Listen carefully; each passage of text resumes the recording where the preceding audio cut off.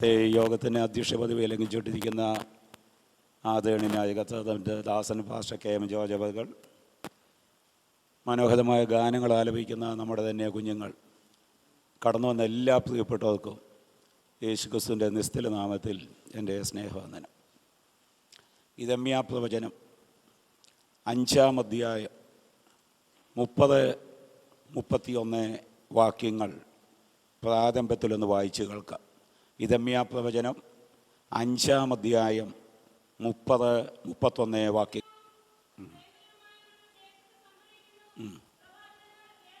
പ്രവചിക്കുന്നു, പുരോഹിതന്മാരും അവരോട് ഒരു കൈയായി നിന്ന് അധികാരം നടത്തുന്നു. എന്റെ ജനത്തിനോ അത് ഇഷ്ടം ആവുന്നു. എന്നാൽ ഒടുക്കം നിങ്ങൾ എന്തു ചെയ്യും? വിസ്മയവും ഭയങ്കരമായത് ദേശത്ത് സംഭവിക്കുന്നു. കഴിഞ്ഞൊരു മാസം ഇന്ത്യയിൽ ഏറ്റവും കൂടുതൽ ചർച്ചാ വിഷയമായി തീർന്ന വിഷയം നമ്മുടെ സുപ്രീം കോടതിയുടെ ഒരു വിധിയായിരുന്നു. സ്വവർഗ വിവാഹം നമ്മുടെ ഇന്ത്യൻ ഭരണ നിയമത്തിന് വിരുദ്ധമെന്ന് കാട്ടിക്കൊണ്ട് സുപ്രീം കോടതി ഒരു വിധി പുറപ്പെടുവിച്ചു. ഏറ്റവും കൂടുതൽ ചർച്ച കഴിഞ്ഞൊരു മാസം നമ്മുടെ രാജ്യത്ത് നടന്നുകൊണ്ടിരുന്നു. ഇന്ത്യയിലെ ഉന്നത നേതാക്കന്മാർ തന്നെ ആ വിധി ശരിയല്ല എന്ന് പരസ്യമായിട്ട് പ്രകടിപ്പിച്ചു. ലോകരാഷ്ട്രങ്ങൾ അതിനെതിരായിട്ട് പ്രതികരിച്ചു. ലോക പോലീസ് എന്ന് പറയുന്ന അമേരിക്കൻ പ്രസിഡൻ്റായ ഒബാമയും പ്രതികരിച്ചു. ഇന്ത്യൻ സുപ്രീം കോടതി പാസാക്കിയ വിധി ശരിയായില്ല. ഇപ്പോൾ റിവ്യൂ പെറ്റീഷന് വേണ്ടി കൊടുത്തിരിക്കുകയാണ്. സ്വവർഗ വിവാഹം ശരിയാണ്. പിള്ളേർ വളർന്ന് പ്രായപൂർത്തിയായി കഴിഞ്ഞാൽ അവർക്ക് എന്തും തിരഞ്ഞെടുക്കുവാനുള്ള സ്വാതന്ത്ര്യമുണ്ടായിരിക്കണം. അതിനാരും തടസ്സം നിൽക്കുവാൻ പാടുള്ളതല്ല. ഇതാണ് ഇന്ന് മുഴങ്ങിക്കേൾക്കുന്നതായ ശബ്ദം. ഇത് നാം ലോകത്തെ കാണുമ്പോൾ ഈ വിസ്മയമായ കാര്യം, ഈ ഭയങ്കരമായ കാര്യം നാം കാണുകയും കേൾക്കുകയും ചെയ്യുമ്പോൾ കർത്താവ് പറഞ്ഞതായ താക്കീത് നമ്മുടെ എല്ലാവരുടെയും മനസ്സിലോടി വരുന്നുണ്ട്. ലോത്തിൻ്റെ കാലം പോലുള്ള കാലമായിരിക്കും മനുഷ്യപുത്രൻ്റെയും കാലം. ലോത്തിൻ്റെ കാലത്തെ പ്രത്യേകത ഇത് തന്നെയാണ്.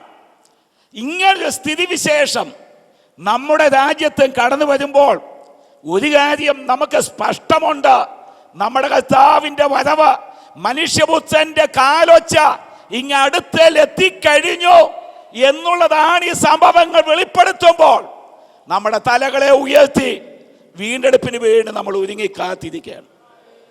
ഭയങ്കരവും വിസ്മയവുമായ കാര്യങ്ങൾ ദേശത്ത് സംഭവിച്ചുകൊണ്ടിരിക്കുന്നു. മനുഷ്യൻ മൃഗതുല്യമായി മറ്റുള്ളവരെ കൊല്ലുവാൻ യാതൊരു മനസാക്ഷി കുത്തുമില്ലാതെ മനുഷ്യൻ മൃഗതുല്യമായി ഉഗ്രന്മാരായി അതപ്പതിച്ചുകൊണ്ടിരിക്കുമ്പോൾ ഇത് വെളിപ്പെടുത്തുന്നു നമ്മുടെ കർത്താവിൻ്റെ വരവാസന്നമായി. ഭയങ്കരവും വിസ്മയവുമായി ദേശത്തെ സംഭവിക്കുന്നു. അടുത്തെഴുതിയിരിക്കുന്നു, പ്രവാചകന്മാർ വ്യാജമായി പ്രവചിക്കുന്നു, പുരോഹിതന്മാരും അവരോട് ഒരു കൈയായി നിന്ന് അധികാരം നടത്തും. കഴിഞ്ഞൊരു മാസം പെന്തിക്കോസ് കോളത്തിൽ, ലോക പെന്തിക്കോസ് കോളത്തിൽ തന്നെ ഏറെ ചർച്ചാ വിഷയമായ വിഷയം സജിത്ത് കണ്ണൂർ നടത്തിയതായ തിരുവത്താഴത്തെ പറ്റിയുള്ള ഒരു വികലമായ അഭിപ്രായ പ്രകടനമായിരുന്നു. നിങ്ങളും അത് വായിച്ചു കാണും. ശുശ്രൂഷന്മാരായ നമ്മളെ ചിലർക്ക് മാത്രമേ ഈ യൂട്യൂബും ഫേസ്ബുക്കും ഒന്നും അറിയാൻ വയ്യാതുള്ളൂ. നമ്മുടെ അവയിലെ 10 വയസ്സുകാരന് ഇതിനകത്ത് കയറും. നമുക്ക് പലർക്കും ഇത് അറിയത്തില്ല. ഇവിടെ ദൈവദാസന്മാർ ജാഗരൂകരായിരിക്കേണ്ട കാലഘട്ടമാണ്. ഇത് നമ്മളെ സഭയെ വഴിതെറ്റിക്കത്തില്ലെന്ന് ഒരിക്കലും ചിന്തിക്കരുത്. നമ്മുടെ കുഞ്ഞുങ്ങളെ വഴിതെറ്റിക്കുവാൻ ഇത് ധാരാളം മതിയായതാണ്. ചില വർഷങ്ങൾക്ക് മുമ്പ് നമ്മുടെ ഇടയിൽ ശുശ്രൂഷൻ എഴുന്നേറ്റ് തിരുവത്താഴം രാത്രിയിൽ മാത്രമേ നടത്താവൂ, പകല് നടത്താൻ പാടില്ല എന്ന ഉപദേശവുമായി വന്നപ്പോൾ അദ്ദേഹത്തിൻ്റെ പുറകെ പോകാൻ 4 ശുശ്രൂഷന്മാർ നമ്മുടെ ഇടയിലുണ്ടായി. ഇതാ പെന്തിക്കോസ് കോളം. അപ്പോൾ ഇങ്ങനെയുള്ള ദുരുപദേശങ്ങൾ കടന്നു വരുമ്പോൾ ഇതിനെ തടയേണ്ടത് ദൈവസഭയുടെ ഉത്തരവാദിത്തമാണ്, ദൈവദാസന്മാരുടെ ഉത്തരവാദിത്തമാണ്. ഞാൻ കഴിഞ്ഞ ആഴ്ചയാണത് കണ്ടത്. എൻ്റെ ഉള്ളിൽ വന്ന പ്രതികരണം ഞാൻ ആദ്യം പറയാം. ആ കർത്തദാസൻ്റെ ശക്തമായ ശുശ്രൂഷ ഞാൻ കണ്ട വ്യക്തിയാണ്. ഇത് കണ്ടു കഴിഞ്ഞപ്പോൾ എൻ്റെ ഹൃദയത്തിൽ വല്ലാത്ത നീറ്റൽ അനുഭവിച്ചു. ഏത് ശക്തനെ തകർത്ത് കളയുവാൻ കഴിയുന്ന ഒരു പൈശാചിക ശക്തിയുണ്ടെന്നുള്ള കാര്യം ആരും വിസ്മരിച്ചു പോകരുത്. നിൽക്കുന്നു എന്ന് തോന്നുന്നവൻ വീഴാതിരിപ്പാൻ സൂക്ഷിച്ചു കൊള്ളണം. കഴിയുമെങ്കിൽ വൃതന്മാരെ പോലും തെറ്റിച്ചു കളയുവാൻ അക്ഷീണമായി പിശാച് പോരാടിക്കൊണ്ടിരിക്കുമ്പോൾ ഇതിൻ്റെ മധ്യത്തിൽ ഉപദേശ വിഷയങ്ങളെപ്പറ്റി നമ്മളെ ജാഗരൂകരായിരിക്കണം. അതുകൊണ്ട് ദൈവദാസന്മാരോട് ഞാൻ അപേക്ഷിക്കുന്നു, ദൈവസഭയിൽ ഈ തിരുവത്താഴത്തെ പറ്റിയുള്ള ഉപദേശ സത്യങ്ങൾ സ്ഥായിയായി പഠിപ്പിച്ചിരിക്കുകയാണ്. നമ്മുടെ കുഞ്ഞുങ്ങൾ വഴിതെറ്റിപ്പോകാതിരിപ്പാൻ. നിങ്ങളിൽ പലരും അത് വായിച്ചു കാണും, കണ്ടു കാണും. അതിൻ്റെ അകത്ത് പറഞ്ഞിരിക്കുന്ന, ഞാൻ മറ്റൊരു ദൂതിലേക്ക് വേഗം വന്നുകൊള്ളാം, അതിൽ പറഞ്ഞിരിക്കുന്ന അദ്ദേഹത്തിൻ്റെ ഒന്നാമത്തെ ന്യായം, തിരുവത്താഴം കഴിക്കുവാൻ സ്നാനം ആവശ്യമല്ല. തെളിയിച്ചിരിക്കുന്നത് യേശു കർത്താവ് തിരുവത്താഴം സ്ഥാപിക്കുമ്പോൾ പെന്തിക്കോസ് നാളിൽ പത്രോസ് പ്രസ്താവിച്ചതായ സ്നാനത്തിൻ്റെ ഉപദേശം പ്രസ്താവിച്ചിരുന്നില്ല. പെന്തിക്കോസ് നാളിലാണ് സ്നാനത്തെ പറ്റിയുള്ള ഉപദേശം വരുന്നത്. ആ സ്നാനത്തിൻ്റെ ഉപദേശം വരുന്നതിന് മുമ്പ് കർത്താവ് തിരുവത്താഴം സ്ഥാപിച്ചെങ്കിൽ തിരുവത്താഴം കഴിക്കുവാൻ സ്നാനം ആവശ്യമല്ല. ഇത് കേൾക്കുമ്പോൾ വചനത്തെ പറ്റി വലിയ പിടിപാടുള്ളവർ ശരിയാന്നൊക്കെ തലകുലുക്കും. ശരിയല്ല. കർത്താവ് തിരുവത്താഴം സ്ഥാപിക്കുന്നതിന് മുമ്പ് സ്നാനത്തിൻ്റെ ഉപദേശം ഉണ്ടായിരുന്നു. യോഹന്നാൻ എഴുതിയ സുവിശേഷം 3-ാം അധ്യായം 22-ാം വാക്യം. യോഹന്നാന്റെ സുവിശേഷം 3-ാം അധ്യായം 22-ാം വാക്യം. അതിന്റെ ശേഷം യേശു ശിഷ്യന്മാരുമായി യഹൂദ്യ ദേശത്ത് വന്ന് അവരോടുകൂടെ സ്നാനം കഴിപ്പിച്ചുകൊണ്ടിരുന്നു. യേശു ശിഷ്യന്മാരെ സ്നാനം കഴിപ്പിച്ചുകൊണ്ടിരുന്നു. യോഹന്നാനും കർത്താവ് സ്നാനപ്പെട്ട കാര്യം നമുക്ക് നന്നായിട്ട് അറിയാം. ആ കർത്താവ് സ്നാനം കഴിപ്പിച്ചു. 26-ാം വാക്യത്തിൽ യേശു സ്നാനം നടത്തിയ കാര്യം ചിലത് കണ്ടിട്ട് സ്നാപക യോഹന്നാനോട് എന്ന് സാക്ഷ്യം പറയുന്നുണ്ട്. 26-ാം വാക്യം. യോഹന്നാന്റെ അടുക്കൽ വന്ന് അവനോട്, റബ്ബി, യോർദാനക്കരെ നിന്നോടുകൂടെ ഇരുന്നവൻ നീ സാക്ഷീകരിച്ചിട്ടുള്ളവൻ തന്നെ, ഇതാ സ്നാനം കഴിപ്പിക്കുന്നു. എല്ലാവരും തിരുവത്താഴ ശുശ്രൂഷ സ്ഥാപിക്കുന്നതിന് മുമ്പ് സ്നാനത്തിന്റെ ഉപദേശം ഭൂമിയിൽ ഉണ്ടായിരുന്നു. യേശു കർത്താവ് സ്നാനപ്പെടുത്തി. ഇനി ശിഷ്യന്മാരും സ്നാനം നടത്തി. 4-ാം അധ്യായം 1-ാം വാക്യം. യേശു യോഹന്നാനേക്കാൾ അധികം ശിഷ്യന്മാരെ ചേർത്ത് സ്നാനം കഴിപ്പിക്കുന്നു എന്ന് പരീശന്മാർ കേട്ടു എന്ന് കർത്താവ് അറിഞ്ഞപ്പോൾ ശിഷ്യന്മാർ അല്ലാതെ യേശു തന്നെ സ്നാനം കഴിപ്പിച്ചല്ലോ. ശിഷ്യന്മാരും സ്നാനം നടത്തി. ശിഷ്യന്മാർ സ്നാനം നടത്തണമെങ്കിൽ അവ ചെയ്യാത്ത കാര്യം ഒരിക്കലും ചെയ്യുമെന്ന് നമ്മൾ ചിന്തിക്കുകയില്ല. ഈ ശിഷ്യന്മാർ സ്നാനമേറ്റവരാണ്. ആ സ്നാനമേറ്റ ശിഷ്യന്മാർ മറ്റുള്ളവരെ സ്നാനപ്പെടുത്തി. അപ്പൊ തിരുവത്താഴത്തിന്റെ ഉപദേശം സ്ഥാപിക്കുമ്പോൾ സ്നാനമെന്ന ഉപദേശം ഉണ്ടായിരുന്നു. സ്നാനപ്പെട്ട ശിഷ്യന്മാർക്കാണ് തിരുവത്താഴത്തിന്റെ ഉപദേശം കർത്താവ് സ്ഥാപിച്ചു കൊടുക്കുന്നത്. പക്ഷെ അവർ ഏറ്റ സ്നാനം ഇന്ന് നമ്മൾ ഏൽക്കുന്ന സ്നാനത്തിൽ നിന്ന് വിഭിന്നമാണ്. അവർ സ്നാനമേൽക്കുമ്പോൾ യേശു മരിച്ചില്ല, അടക്കപ്പെട്ടില്ല, ഉയർത്തെഴുന്നേറ്റില്ല. ഇന്ന് നമ്മൾ സ്നാനമേൽക്കുന്നത് കർത്താവിന്റെ മരണത്തോടും അടക്കത്തോടും ഉയർത്തെഴുന്നേൽപ്പിനോടും ഏകീഭവിക്കുവാനാണ്. പക്ഷേ ആ സ്നാനം ഏറ്റവരെ കർത്താവിന്റെ മരണശേഷം പിന്നെ സ്നാനപ്പെടുത്തിയെന്നോ പെടുത്തണമെന്നോ ഉള്ള ഉപദേശം ബൈബിളിൽ ഇല്ലാത്ത സ്ഥിതിക്ക് ആ സ്നാനം സ്വർഗം അംഗീകരിക്കപ്പെട്ട സ്നാനമാണ്. അതിനെ ചോദ്യം ചെയ്യുവാൻ നമുക്ക് അവകാശമില്ല. എന്നാൽ സ്നാപക യോഹന്നാന്റെ സ്നാനം അതിൽ തന്നെ പൂർണ്ണമല്ലായിരുന്നു. ആ സ്നാനപ്പെട്ടവരെ പിന്നെ സ്നാനപ്പെടുത്തുന്നുണ്ട്. എന്നാൽ യേശു കർത്താവ് സ്ഥാപിച്ച സ്നാനം അതിനൊരു അഴിച്ചുപണി ഉണ്ടായിട്ടില്ല. അത് അംഗീകരിക്കപ്പെട്ട സ്നാനമാണ്. അതുകൊണ്ട് ആ സ്നാനം ശരിയല്ല എന്ന് നമുക്ക് വാദിക്കാനൊക്കെയില്ല. ബൈബിൾ വ്യാഖ്യാന ശാസ്ത്രത്തിലെ ഒരു തത്വം, if the Bible is silent we must be silent. വേദപുസ്തകം മൗനം ദീക്ഷിക്കുന്ന വിഷയത്തിൽ നാമും മൗനം ദീക്ഷിക്കണം. ആ സ്നാനം കർത്താവ് അംഗീകരിച്ചത് തന്നെയാണ്. അപ്പോൾ അത് സ്നാനപ്പെടാത്തവർക്കും തിരുവത്താഴം കൊടുക്കാം എന്നുള്ളത് വചനവിരുദ്ധമാണ്. മറ്റൊരു വ്യാഖ്യാനം അദ്ദേഹം പറഞ്ഞത്, ശരീരത്തെ വിവേചിക്കുക എന്ന് പറഞ്ഞാൽ നമ്മുടെ ശരീരത്തെ അല്ല, യേശു കർത്താവിൻ്റെ ശരീരത്തെ വിവേചിക്കണം. ആ വേദഭാഗം വായിച്ചാൽ അതല്ല എന്ന് വ്യക്തം. ഇവിടെ യേശു കർത്താവിൻ്റെ ശരീരത്തെ പറ്റിയുള്ള ബോധം നമുക്കുണ്ടായിരിക്കണം.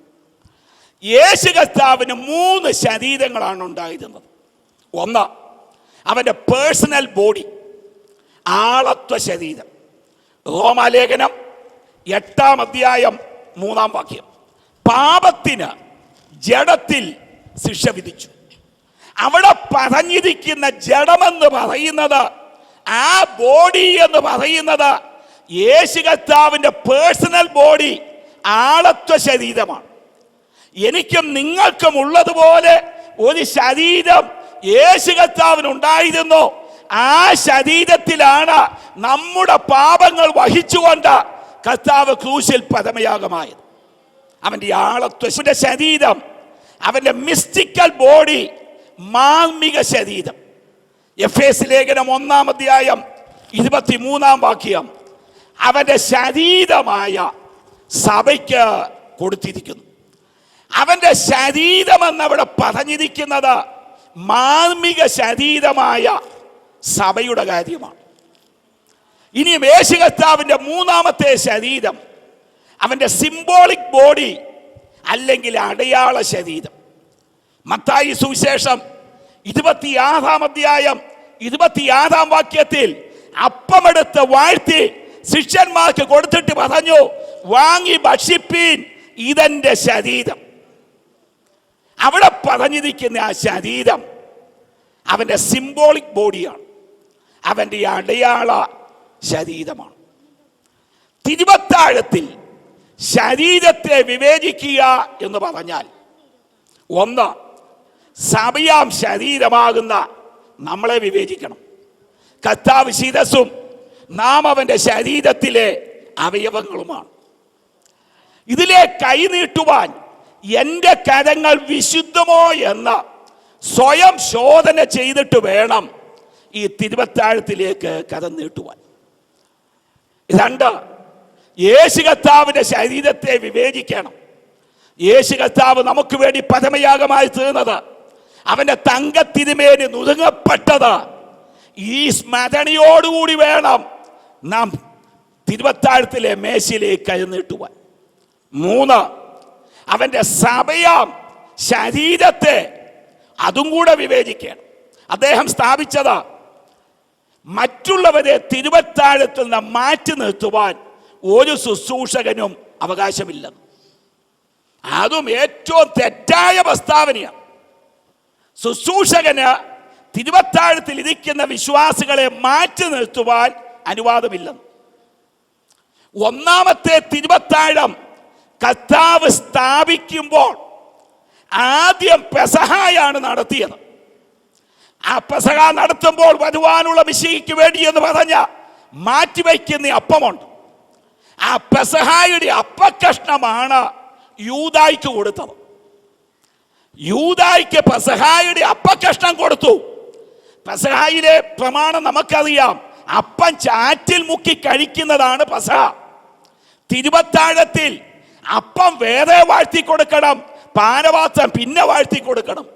ഇതാണ് ഇത് തമ്മിലുള്ള വ്യത്യാസം. ഒത്തിരി വ്യത്യാസങ്ങൾ ഉണ്ടെങ്കിലും പെസഹായുടെ അപ്പം ചാറ്റിൽ മുക്കി ഭക്ഷിക്കുന്നു, തിരുവത്താഴത്തിൽ അങ്ങനെയല്ല. ഈ ചാറ്റിൽ മുക്കി അപ്പമാണ് യൂദായ്ക്ക് കൊടുത്തത്. ആ യൂദ പോയി കഴിഞ്ഞപ്പോഴാണ് തിരുവത്താഴ ശുശ്രൂഷ കർത്താവ് സ്ഥാപിച്ചത്. അല്ലാതെ അയോഗ്യനെ ഇരുത്തിക്കൊണ്ടല്ല തിരുവത്താഴം സ്ഥാപിച്ചത്. ആ ഒന്നാമത്തെ തിരുവത്താഴം തന്നെ നമ്മളെ പഠിപ്പിക്കുന്നു, അയോഗ്യർക്ക് കൊടുക്കാനുള്ളതല്ല ഈ വിശുദ്ധമേശ. മാറ്റി നിർത്തേണ്ടവരെ മാറ്റി നിർത്താനുള്ള അധികാരം ദൈവദാസന്മാർക്കുണ്ട്. പിന്നെ അദ്ദേഹം പഠിപ്പിച്ച മറ്റൊരു തത്വം, വീട്ടിലിരിക്കുമ്പോൾ അപ്പനും അമ്മയും മക്കൾക്കും കൂടെ ഇരുന്ന് അപ്പം ഒതുക്കാം. വട്ടയപ്പം തിന്നുന്ന പോലെ ഊണുമേശയുടെ ചുറ്റും ഇരുന്ന് ക്രൂശിനെ ധ്യാനിക്കുമ്പോൾ അപ്പം വീഞ്ഞും എടുത്ത് അപ്പനും അമ്മയും മക്കളും കൂടെ കഴിക്കാവും. ഇത് വചനവിരുദ്ധമാണ്. ഞാൻ നുതുക്കുന്ന അപ്പമെന്നല്ല ബൈബിളിൽ എഴുതിയിരിക്കുന്നത്, നാം നുതുക്കുന്ന അപ്പം. ക്രൂശിനെ ധ്യാനിക്കുമ്പോൾ ഒരുത്തൻ്റെ അപ്പമെടുത്ത് അത് ഒതുക്കി വായിലിടുന്നതും വീഞ്ഞ് എടുത്ത് കുടിക്കുന്നതും അല്ല ഈ ഉപദേശം. നാം നുതുക്കുന്ന അപ്പം. അവരാഴ്ചവട്ടത്തിന്റെ 1-ാം ദിവസം അപ്പം നുതുക്കുവാൻ കൂടി വന്നപ്പോൾ, ഇത് വീട്ടുകാരെല്ലാവരും കൂടെ ചേർന്ന് ഇരുന്ന നുതുക്കാനുള്ള അപ്പമല്ല ഈ അപ്പം. അങ്ങനെ നുതുക്കി കഴിച്ചാൽ രോഗശാന്തി ഉണ്ടാകുമെന്നൊക്കെ അവകാശം. അങ്ങനെ ഒരു ഉപദേശവും വിശുദ്ധ ബൈബിളിൽ ഇല്ല. ഞാൻ ഇത്രയും കാര്യം പ്രാരംഭമായി ഓർപ്പിച്ചതാണ്. ഈ ദുരുപദേശം നമ്മുടെ സഭയിൽ, നമ്മുടെ കുഞ്ഞുങ്ങളിൽ കടക്കാതിരിപ്പാൻ സൂക്ഷിക്കണം. ഇത് അയച്ചുവിടുന്ന ഒരു ഉപദേശ ശൈലിയാണ്. എന്ത് തെറ്റ് ചെയ്താലും സഭാഹോളി വരാം, കുഞ്ഞുങ്ങൾക്കും കൊടുക്കാമെന്നായി പറയുന്നത്. കുഞ്ഞുങ്ങൾക്കും കൊടുക്കാം, പ്രായമുള്ളവർക്കും കൊടുക്കാം, സ്നാനപ്പെടാത്തവർക്കും കൊടുക്കാം. ഇതങ്ങ് നുതുക്കി അങ്ങ് കഴിച്ചേക്കാം. ഈ ഒരു ഉപദേശം അപകടകരമായ നിലയിലേക്ക് വഴി നടത്തപ്പെടും. ഇത് ലാഘവമായി കാണാതെ ദൈവദാസന്മാർ അവരുടെ സഭകളിൽ ഇതിനെപ്പറ്റി ശക്തമായ ദൂത് കൊടുത്തേ മതിയാകും. കഴിഞ്ഞ ആഴ്ച ഞാൻ ഇംഗ്ലീഷ് സർവീസിലായി. പാസ്റ്റർ ജിജി സക്കറിയ ശനിയാഴ്ച എന്നെ വിളിച്ചു. ഈ കാര്യം ഇങ്ങനെ വ്യാപിച്ചുകൊണ്ടിരിക്കുന്നത് കൊണ്ട് തിരുവത്താഴ് ഞാൻ വന്നൊന്ന് നടത്തണം, ഇതിനൊരു എക്സ്പ്ലനേഷനൊക്കെ കൊടുക്കണമെന്ന് അദ്ദേഹം ആവശ്യപ്പെട്ടതനുസരിച്ച് ഞാൻ വന്നു. ഈ കാര്യവും പിന്നെ ചില കാര്യങ്ങൾ കൂടി പ്രസ്താവിച്ച ശേഷമാണ് തിരുവത്താഴ് ശുശ്രൂഷ ഞാൻ നടത്തിയത്. അപ്പോൾ ഈ ദുരുപദേശം നമ്മുടെ ദൈവസഭയിൽ കടക്കുവാനോ നമ്മുടെ കുഞ്ഞുങ്ങളിൽ ആക്രമണം നടത്തുവാനോ ഇടിയാകാതെ വണ്ണം തടയേണ്ട സ്ഥാനത്ത് നാം തടഞ്ഞേ മതിയാകുകയുള്ളൂ. നമ്മുടെ വാക്യം വിസ്മയവും ഭയങ്കരമായത് ദേശത്ത് സംഭവിക്കും. ആത്മീയ ഗോളത്തിൽ പ്രവാചകന്മാർ വ്യാജമായി പ്രവചിക്കുന്നു. ഇന്ന് വിശ്വസിപ്പിക്കാൻ എളുപ്പമുണ്ട്. കർത്താവിനോട് പറഞ്ഞതാണ്, കർത്താവ് എനിക്ക് തന്ന വെളിപ്പാടാണ്. ദൈവവചനത്തിലില്ലാത്ത വെളിപ്പാടുകൾ, വചന വെളിപ്പാടുകൾ അംഗീകരിക്കുന്നത് സൂക്ഷിച്ചു വേണം. ഉപദേശം സ്ഥാപിക്കപ്പെടുന്നത് ആൾപ്പെരുപ്പത്തിലല്ല, ആൾപ്പെരുപ്പം കണ്ടല്ല ഉപദേശം സ്ഥാപിക്കപ്പെടേണ്ടത്. അത്ഭുതങ്ങളിലും അടയാളങ്ങളിലുമല്ല ഉപദേശം സ്ഥാപിക്കപ്പെടേണ്ടത്. ഉപദേശ സത്യങ്ങൾക്ക് അണുവീണ വ്യത്യാസം വരുത്തുവാൻ പാടുള്ളതല്ല. ഏറ്റവും കൂടുതൽ ശിക്ഷാവിധി വരുമെന്ന് പുതിയ നിയമത്തിൽ പറഞ്ഞിരിക്കുന്നത് ഉപദേഷ്ടാക്കന്മാരുള്ള ബന്ധത്തിലാണ്. അധികം ശിക്ഷാവിധി വരുമെന്ന് വെച്ച നിങ്ങളിൽ പലരും ഉപദേഷ്ടാക്കന്മാരാകരുത്, ഇടിയന്മാരാകരുതെന്നോ സുവിശേഷകന്മാരാകരുതെന്നോ എന്നല്ല, ഉപദേഷ്ടാക്കന്മാരാകരുത്. ഉപദേശം തെറ്റിച്ചാൽ വിശ്വാസികൾ തെറ്റും, സഭ തെറ്റും. അതിന് കനത്ത വില ഉപദേഷ്ടാക്കന്മാർക്ക് കൊടുക്കേണ്ടതായിട്ട് വരും. അപ്പോൾ ഉപദേശ സത്യങ്ങൾ ഭയത്തോടുകൂടി വേണം നാം കൈകാര്യം ചെയ്യുവാൻ. അത് ലാഘവത്തോടെ അയച്ചുവിടുവാൻ പാടുള്ളതല്ല ഇത് ആത്മീയ ഗോളത്തിൽ നടക്കുമ്പോൾ ചിലർക്കിത് ഇഷ്ടമെന്ന് തോന്നും. പാപം ചെയ്യുവാൻ കൊതിക്കുന്ന പലർക്കും ഇത് ഇഷ്ടമെന്ന് തോന്നും. എന്നാൽ പ്രവാചകന്റെ ചോദ്യം, ഒടുക്കം നിങ്ങൾ എന്ത് ചെയ്യും? തുടക്കം എന്ത് തന്നെയായാലും ഒടുക്കത്തേതിനാണ് ദൈവവചനം പ്രാധാന്യത കൊടുക്കുന്നത്. എങ്ങനെ തുടങ്ങിയാലും വേണ്ടില്ല, ഒടുക്കം നന്നായിരിക്കണം. ജീവിതത്തിൽ ശോചനീയമായ നിലയിൽ ജീവിതം തുടങ്ങി വച്ച ഏറ്റവും നല്ല നിലയിൽ ജീവിതം കൊണ്ട് അവസാനിപ്പിച്ച ഭക്തന്മാരുണ്ട്. അതിലൊരു വ്യക്തിയാണ് മോശ. ജനിക്കാൻ അനുവാദമില്ല, വളരാൻ അവകാശമില്ലാത്ത നാട്ടിലാണ് ലേവി കുടുംബത്തിൽ മോശ ഭൂജാതനായത്. തുടക്കം മോശമായത്. എന്നാൽ അവന്റെ ഒടുക്കം ശ്രദ്ധിച്ചാൽ 120 വയസ്സുള്ളവനായി പിസ്ഗായുടെ കൊടുമുടിയിൽ ദൈവസന്നിധിയിൽ മരിക്കുമ്പോൾ അവന്റെ ദേഹബലം ക്ഷയിച്ചിരുന്നില്ല, കണ്ണിന്റെ കാഴ്ച മങ്ങിപ്പോയില്ല. വാഗ്ദത്ത കനാൻ കൺകുളിർക്ക കണ്ട ദൈവസന്നിധിയിൽ ആ ഭക്തൻ മരിച്ചു. ദൈവം അവന്റെ സംസ്കാര ശുശ്രൂഷ ഏറ്റെടുത്ത് നടത്തി. തുടക്കം മോശമായിരുന്നു, പക്ഷെ ഒടുക്കം ഏറ്റവും നന്നായിരുന്നു. ഇതിൽ നിന്ന് വിഭിന്നമായി നല്ല നിലയിൽ ജീവിതം തുടങ്ങി വച്ച, ശോചനീയമായ നിലയിൽ ജീവിതം കൊണ്ട് അവസാനിപ്പിച്ച ചില ഹതഭാഗ്യന്മാരെയും ബൈബിളിൽ കാണാൻ കഴിയും. അതിലൊരു വ്യക്തിയാണ് ഇസ്രായേലിന്റെ ഒന്നാമത്തെ രാജാവായ ശൗൽ. ഒരു നല്ല ഗോത്രത്തിൽ ജനിച്ചു, ബെന്യാമിൻ ഗോത്രം. മഹാധനികനായ കീശിന്റെ മകനായി ജനിച്ചു. തോൾ മുതൽ പൊക്കമുള്ളവൻ, കോമള രൂപി. തുടക്കം നന്നായത്. യാദൃച്ഛികമായി ആടുകളെ മേയിച്ച് നടന്നവൻ ഇസ്രായേലിന്റെ രാജാവായി അഭിഷിക്തനായി.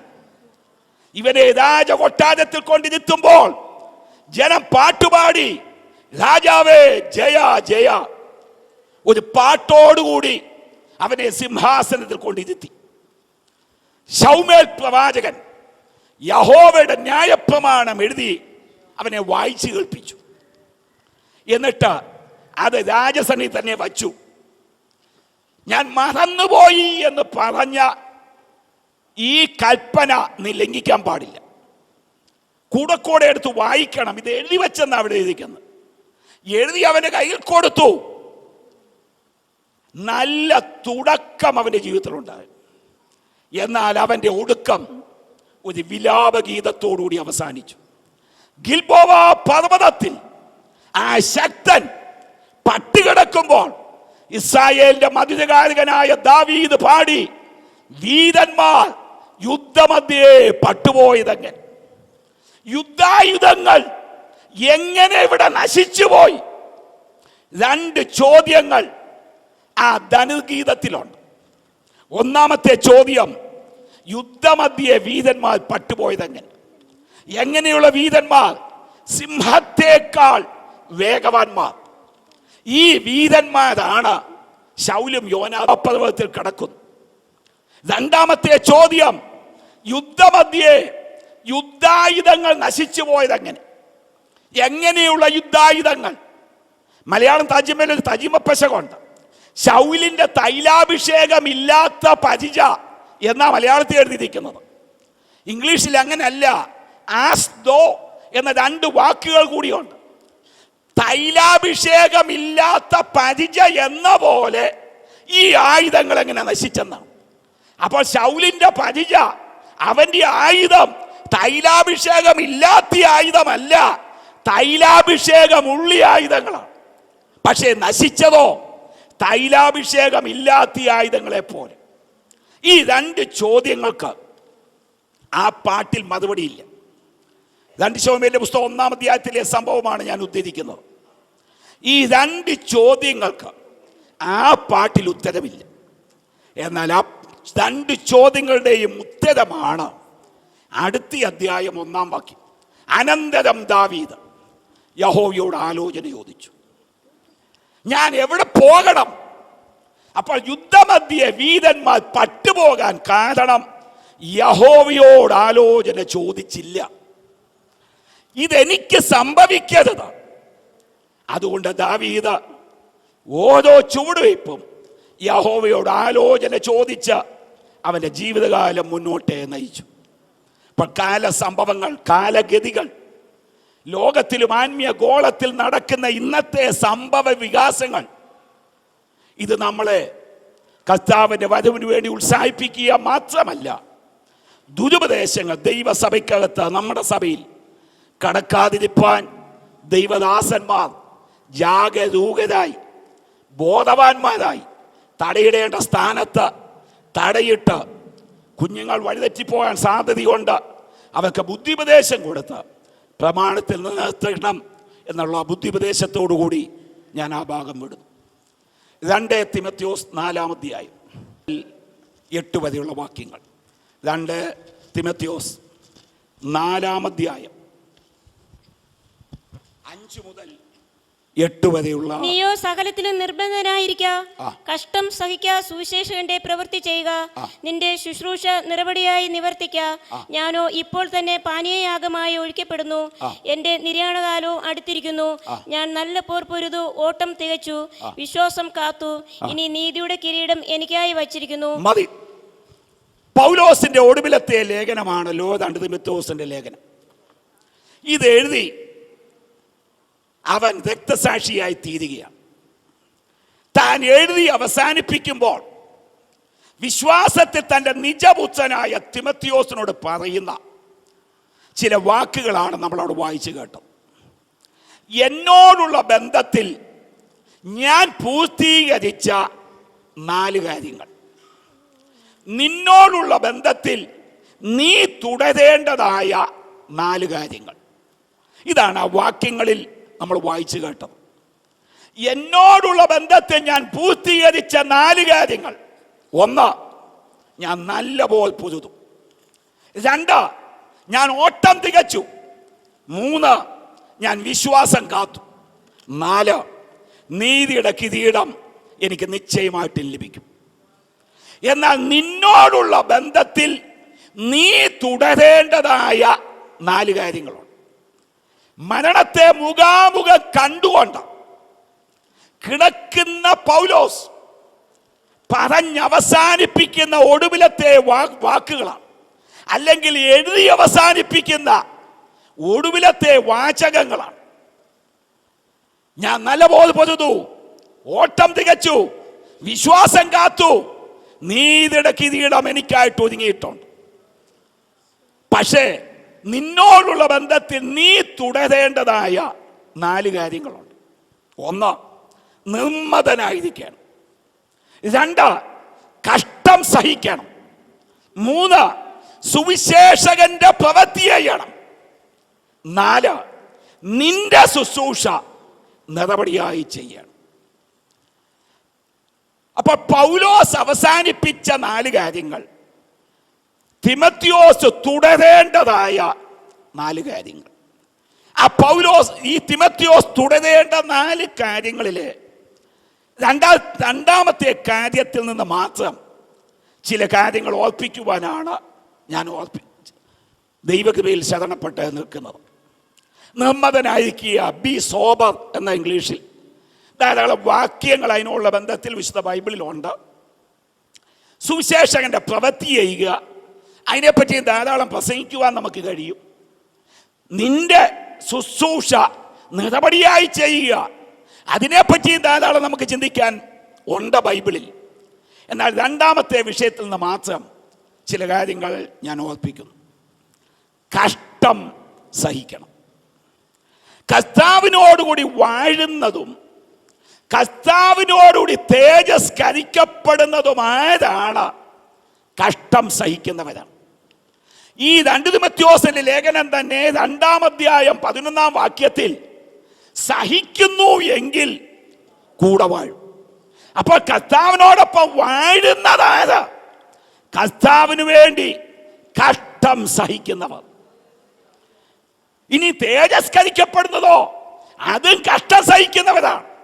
റോമാലേഖനം 8-ാം അധ്യായം 17-ാം വാക്യം, അവനോടുകൂടി തേജസ്കരിക്കപ്പെടേണ്ടതിന് നാം അവനോടുകൂടെ കഷ്ടം അനുഭവിച്ചാൽ അത്രേ.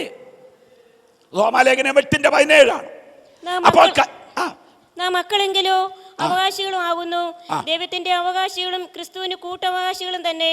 നാം അവനോടുകൂടി തേജസ്കരിക്കപ്പെടേണ്ടതിന് അവനോടുകൂടെ കഷ്ടം അനുഭവിച്ചാലത്രേ കർത്താവിനോടുകൂടെ കൂടെ വാഴുക, കർത്താവിനോടുകൂടി തേജസ്കരിക്കപ്പെടുക. ഇതിന്റെ യോഗ്യത അതാണ്. കർത്താവിന് വേണ്ടി കഷ്ടം സഹിക്കുന്നവരാണ്. ഈ തിമത്തിയോസിന്റെ 2-ാം ലേഖനത്തിൽ ഒരു വിശ്വാസി അനുഭവിക്കേണ്ടതായ 4 കഷ്ടങ്ങളെ പറ്റി പൗലോസ് പ്രസ്താവിച്ചിട്ടുണ്ട്. ഈ തിമത്തിയോസിനോട് നീ കഷ്ടം സഹിക്കണമെന്ന് മാത്രം പറഞ്ഞ് വിടുകയല്ല ചെയ്തത്. എങ്ങനെയുള്ള കഷ്ടങ്ങൾ നീ സഹിക്കണം, ഈ തലമുറയിൽ ജീവിക്കുന്ന നമുക്ക് കഷ്ടമുണ്ട് എന്ന് കേവലം പറഞ്ഞു വിട്ടാൽ പോരാ. ഏതൊക്കെ കഷ്ടങ്ങളാണ് ഞാനും നിങ്ങളും അഭിമുഖീകരിക്കേണ്ടത്? അപ്പോൾ ഒരു വിശ്വാസിയുടെ ജീവിതത്തിൽ കടന്നു വരുന്ന 4 വിധ കഷ്ടങ്ങൾ, അല്ലെങ്കിൽ ഒരു വിശ്വാസി ഒരുങ്ങപ്പെടേണ്ടതായ, കഷ്ടതയ്ക്ക് വേണ്ടി ഒരുങ്ങപ്പെടേണ്ടതായ 4 വിധ കഷ്ടതകൾ. ഒന്നാമത്തെ കഷ്ടം, 2 തിമോഥെയോസ് ലേഖനത്തിൽ നിന്ന് മാത്രമാണ് ഈ 4 കഷ്ടങ്ങൾ നമ്മൾ കാണാൻ പോകുന്നത്. 2 തിമോഥെയോസ് 1-ാം അധ്യായം 8-ാം വാക്യം. അതുകൊണ്ട് നമ്മുടെ കർത്താവിന്റെ സാക്ഷ്യത്തെയും അവന്റെ ബദ്ധനായ എന്നെയും കുറിച്ച് ലജ്ജിക്കാതെ സുവിശേഷത്തിനായി ദൈവശക്തിക്ക് ഒത്തവണ്ണം നീയും എന്നോടുകൂടെ കഷ്ടം സഹിക്കുക. നീയും എന്നോടുകൂടെ കഷ്ടം സഹിക്കുക. അപ്പോൾ ആ കഷ്ടത എന്തിന്റെ കഷ്ടം? സുവിശേഷത്തിന് വേണ്ടിയുള്ള കഷ്ടം. പൗലോസ് തിമോഥെയോസിനോട് പറയുന്നു, നീ കഷ്ടം സഹിക്കണം. എങ്ങനെയുള്ള കഷ്ടം? സുവിശേഷത്തിന് വേണ്ടിയുള്ള കഷ്ടം. അപ്പോൾ എന്താണ് സുവിശേഷം? അത് പൗലോസ് അതേ ലേഖനത്തിൽ വിശദീകരിക്കുന്നു. 2-ാം അധ്യായം 8-ാം വാക്യം. ദാവീദിന്റെ സന്തതിയായി ജനിച്ച, മരിച്ച, ഉയർത്തെഴുന്നേറ്റ യേശുക്രിസ്തു, അതാണ് സുവിശേഷം. അപ്പോൾ സുവിശേഷം ഒരു വ്യക്തിയാണ്. ആ വ്യക്തിയെ ഉയർത്തുന്ന ഏത് വ്യക്തികൾക്കും കഷ്ടതയുണ്ട്. സുവിശേഷം എന്ന വ്യക്തി ആരുടെ സന്തതി? ദാവീദിന്റെ സന്തതി. ആ വാക്യം അങ്ങനെ തുടങ്ങുന്നത്. ദാവീദിന്റെ സന്തതിയായി ജനിച്ച. അപ്പോൾ ഈ സന്തതിയെ അറിയണമെങ്കിൽ അപ്പനെ അറിയണ്ടേ, ദാവീദിനെ അറിയണ്ടേ? ദാവീദിനെ അറിയണമെങ്കിൽ ശൗമേന്റെ പുസ്തകത്തിൽ പോകണം. അപ്പൊ പഴയ നിയമം വായിക്കണ്ടേ? അത് വായിക്കണം, അത് പഠിക്കണം, ദാവീദിനെ പഠിക്കണം, ദാവീദിനെ പ്രസംഗിക്കണം. അല്ല, ദാവീദിനെ പ്രസംഗിക്കരുത്, ശൗമേലിനെ പ്രസംഗിക്കരുത്, ഏലിയാവിനെ പ്രസംഗിക്കരുത് എന്നൊരു ഉപദേശം ബൈബിളിലില്ല. പുതിയ നിയമത്തിൽ സുവിശേഷം പറയുമ്പോൾ അപ്പന്റെ കാര്യം ആദ്യം പൗലോസ് എടുത്തുദ്ധരിച്ചു. ഇവൻ ദാവീദിന്റെ സന്തതിയാണ്. ദാവീദിനെ പഠിച്ചിരിക്കണം, ദാവീദിന്റെ പ്രത്യേകതകൾ മനസ്സിലാക്കിയിരിക്കണം. നമുക്ക് ആശയക്കുഴപ്പം വരുന്ന ഒരു 2 വാക്യം നമുക്ക് വായിച്ചാം. ഒരല്പം അഭിപ്രായ ഭിന്നത പെട്ടെന്ന് തോന്നിക്കുന്ന 2 വാക്യം. യേശു കർത്താവിന്റെ ഒരു പ്രസ്താവന വായിക്കാം. മത്തായി സുവിശേഷം 5-ാം അധ്യായം 17-18 വാക്യങ്ങൾ. ഞാൻ ന്യായപ്രമാണത്തെയോ പ്രവാചകന്മാരെയോ നീക്കേണ്ടതിന് വന്നു എന്ന് ഞാൻ ന്യായപ്രമാണത്തെയോ പ്രവാചകന്മാരെയോ നീക്കേണ്ടതിന് വന്നു എന്ന് നിരൂപിക്കരുത്. നീക്കുവാനല്ല നിവർത്തിപ്പാനത്രേ ഞാൻ വന്നത്. നിവർത്തിപ്പാനാണ് ഞാൻ വന്നത്. ഇത് യേശു കർത്താവിന്റെ പ്രസ്താവനയാണ്. ന്യായപ്രമാണം നീക്കാനല്ല ഞാനിപ്പം വന്നത്. ഇതിന് വിഭിന്നമായി പൗലോസ് പറയുന്ന പ്രസ്താവന നോക്കാം. എബ്രായ ലേഖനം 7-ാം അധ്യായം 11-12 വാക്യങ്ങൾ. എബ്രായ ലേഖനം 7-ാം അധ്യായം 11, 12 വാക്യങ്ങൾ. ലേവ്യ പൗരോഹിത്യത്താൽ സമ്പൂർണത വന്നെങ്കിൽ ഇതിന്റെ അകത്ത് ആശയ വൈരുദ്ധ്യങ്ങളൊന്നുമില്ല. നമ്മൾ മനസ്സിലാക്കിയതിൻ്റെ അകത്തെ പെശകന്നേ ഉള്ളൂ. യേശു കർത്താവ് പറഞ്ഞ പ്രസ്താവന എന്താണ്? ന്യായപ്രമാണം നീക്കാനല്ല ഞാൻ വന്നത്, നിവർത്തിപ്പാനാണ് ഞാൻ വന്നത്. അപ്പൊ നീക്കുക, നിവർത്തിക്കുക, ഇതാണ് ആ വാക്യത്തിലെ 2 പ്രധാന വാക്കുകൾ. നീക്കുക, നിവർത്തിക്കുക. എന്താണ് നീക്കുക, നിവർത്തിക്കുക? ന്യായപ്രമാണത്തിലും പ്രവാചകന്മാരിലും പ്രവാചക പുസ്തകങ്ങളിലും എന്നെപ്പറ്റി എന്തെല്ലാം എഴുതിയിട്ടുണ്ടോ അത് നീക്കാനല്ല ഞാൻ വന്നത്, നിവർത്തിപ്പാനാണ് വന്നത്. ന്യായപ്രമാണത്തിൽ പ്രവാചകന്മാർ പ്രവചിച്ചു യേശു കന്യകയിൽ ജനിക്കും. അവൻ അങ്ങനെ ജനിച്ചാൽ ന്യായപ്രമാണം നിവർത്തിയായി. എന്നാൽ അവൻ കന്യകയിലല്ല ജനിച്ചതെങ്കിൽ ന്യായപ്രമാണം നീങ്ങപ്പെട്ടു. യേശു ബേത്ലഹേമിൽ ജനിക്കണം, ന്യായപ്രമാണത്തിൽ എഴുതിയിട്ടുണ്ട്. യേശു ബേത്ലഹേമിൽ ജനിക്കാതെ മറ്റേതെങ്കിലും സ്ഥലത്ത് പോയി ജനിച്ചാൽ ന്യായപ്രമാണം നീങ്ങപ്പെട്ടു. അപ്പൊ ന്യായപ്രമാണം നീക്കാനല്ല ഞാൻ വന്നത്, നിവർത്തിപ്പാനാണ് ഞാൻ വന്നതെന്ന് പറഞ്ഞാൽ മോശയുടെ പഞ്ചഗ്രന്ഥങ്ങളിലും പ്രവാചക പുസ്തകങ്ങളിലും എന്നെപ്പറ്റി എന്തെല്ലാം എഴുതിയിട്ടുണ്ടോ അത് നിവർത്തിക്കാനാണ് ഞാൻ വന്നത്. ഇതേ ഉള്ളൂ ആ വാക്യത്തിന്റെ അർത്ഥം. എന്നാൽ പൗലോസ് പറയുന്നു ന്യായപ്രമാണത്തിന് നീക്കം വരണം. കാരണം ന്യായപ്രമാണം രക്ഷിപ്പാൻ മതിയായതായ ഒരു പ്രമാണമല്ല. ഗലാത്യ ലേഖനം 3-ാം അധ്യായം 21 തുടങ്ങി 25 വരെയുള്ള വാക്യങ്ങൾ, ഒരു പാരഗ്രാഫും കടക്കും. 21 മുതൽ 25 വരെ. എന്നാൽ ന്യായപ്രമാണം ദൈവ വാഗ്ദത്തം മാത്രം, വാഗ്ദത്തങ്ങൾക്ക് വിരോധമോ ഒരു നാളും അല്ല. ജീവിപ്പിപ്പാൻ കഴിയുന്നൊരു ന്യായപ്രമാണം നൽകിയിരിക്കുന്നുവെങ്കിൽ ന്യായപ്രമാണം വാസ്തവമായി നീതിക്ക് ആധാരമാവുമായിരുന്നു. എങ്കിലും വിശ്വസിക്കുന്നവർക്ക് വാഗ്ദത്തം യേശുക്രിസ്തുവിലെ വിശ്വാസത്താൽ ലഭിക്കേണ്ടതിന് തിരുവെഴുത്ത് എല്ലാവറ്റെയും പാപത്തിൽ കീഴടച്ചു കളഞ്ഞു. വിശ്വാസം വരും മുമ്പേ നമ്മിൽ വെളിപ്പെടുവാനിരുന്ന വിശ്വാസത്തിനായിക്കൊണ്ട് ന്യായപ്രമാണത്തിന് കീഴിൽ അടച്ചു സൂക്ഷിച്ചിരുന്നു. അങ്ങനെ നാം വിശ്വാസത്താൽ നീതീകരിക്കപ്പെടേണ്ടതിന് ന്യായപ്രമാണം ക്രിസ്തുവിന്റെ അടുക്കിലേക്ക് നടത്തുവാൻ നമുക്ക് ശിശുപാലകനായി ഭവിച്ചു. വിശ്വാസം വന്ന ശേഷമോ നാം ഇനി ശിശുപാലകന്റെ കീഴിലല്ല, ക്രിസ്തു യേശുവിലെ വിശ്വാസത്താൽ നിങ്ങൾ എല്ലാവരും ദൈവത്തിന്റെ മക്കൾ ആവുന്നു. അപ്പോൾ ഈ ന്യായപ്രമാണം എന്തിനേ ഉതകത്തുള്ളൂ? ഒരു ശിശുപാലകന്റെ ശുശ്രൂഷയ്ക്ക് മാത്രമേ ന്യായപ്രമാണം ഉതകത്തുള്ളൂ.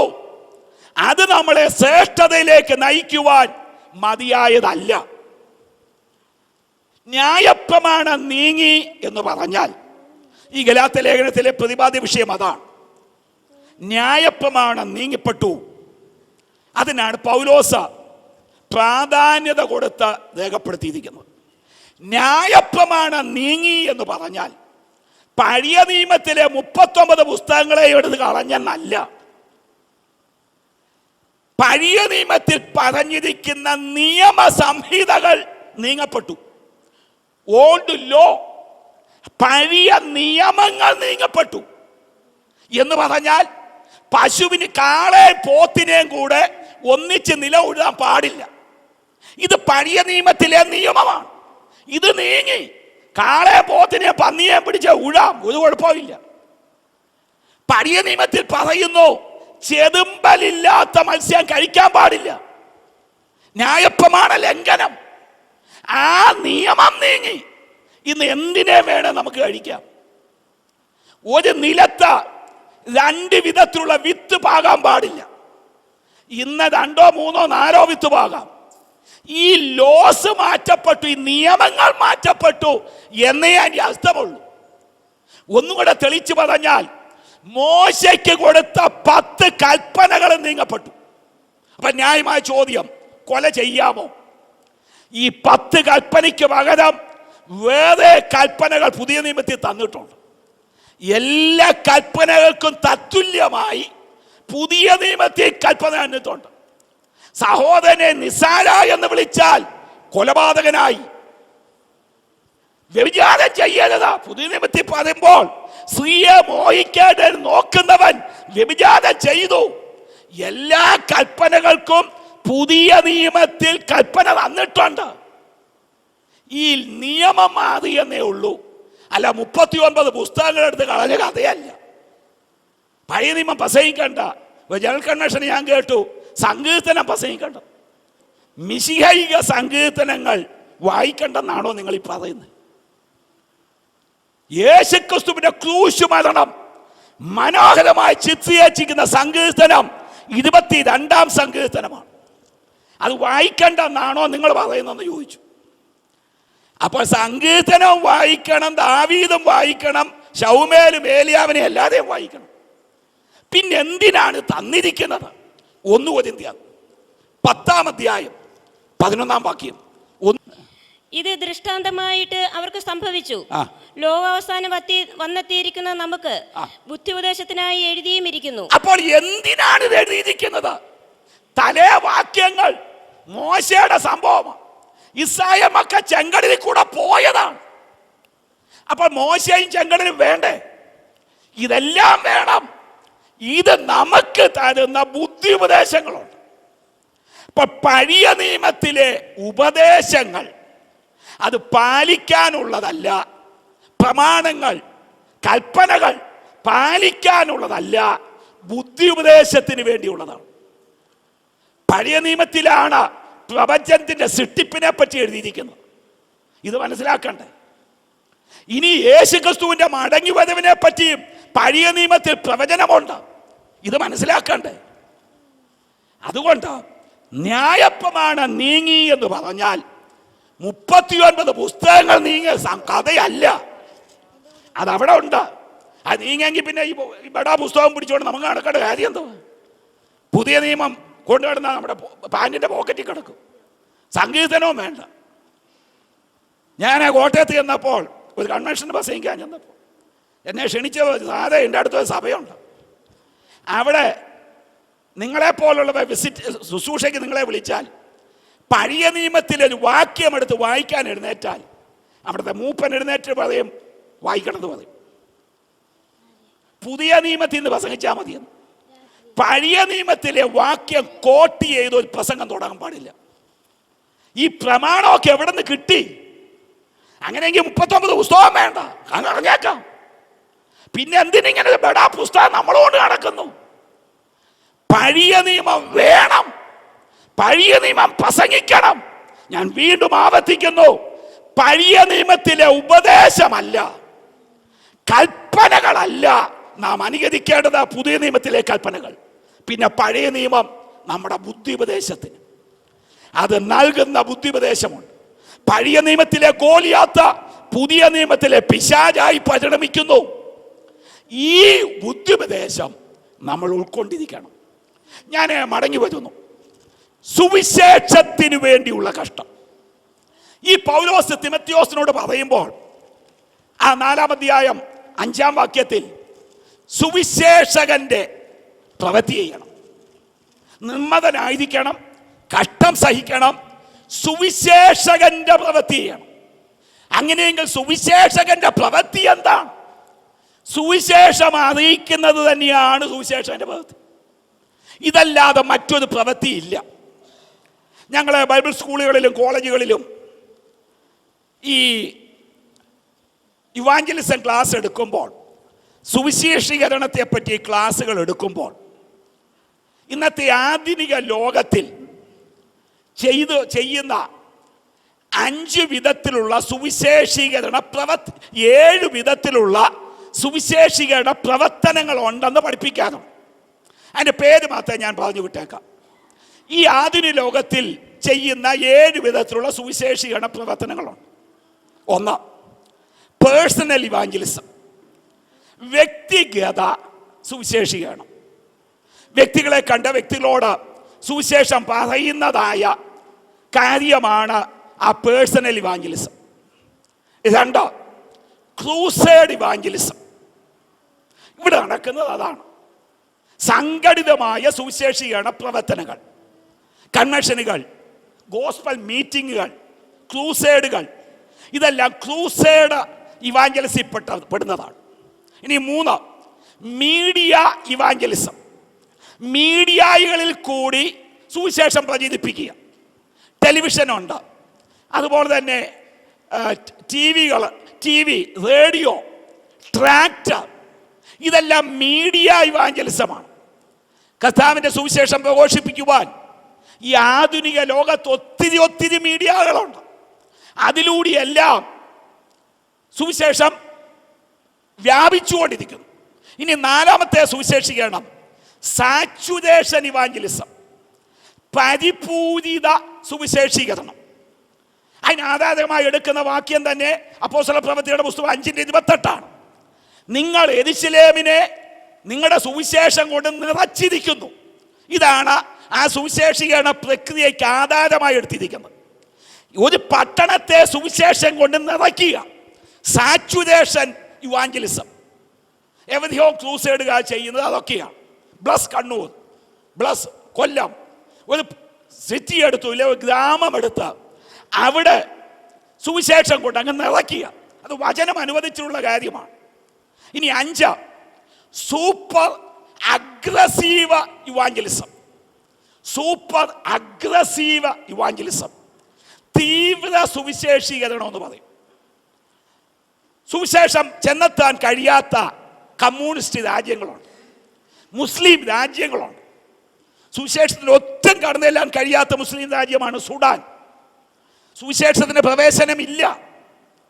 കമ്മ്യൂണിസ്റ്റ് രാജ്യങ്ങളുണ്ട്, അവിടെയൊക്കെ ജീവൻ തൃണവൽ ഗണിച്ചുകൊണ്ട് സുവിശേഷം എത്തിച്ച ഭക്തന്മാരുണ്ട്.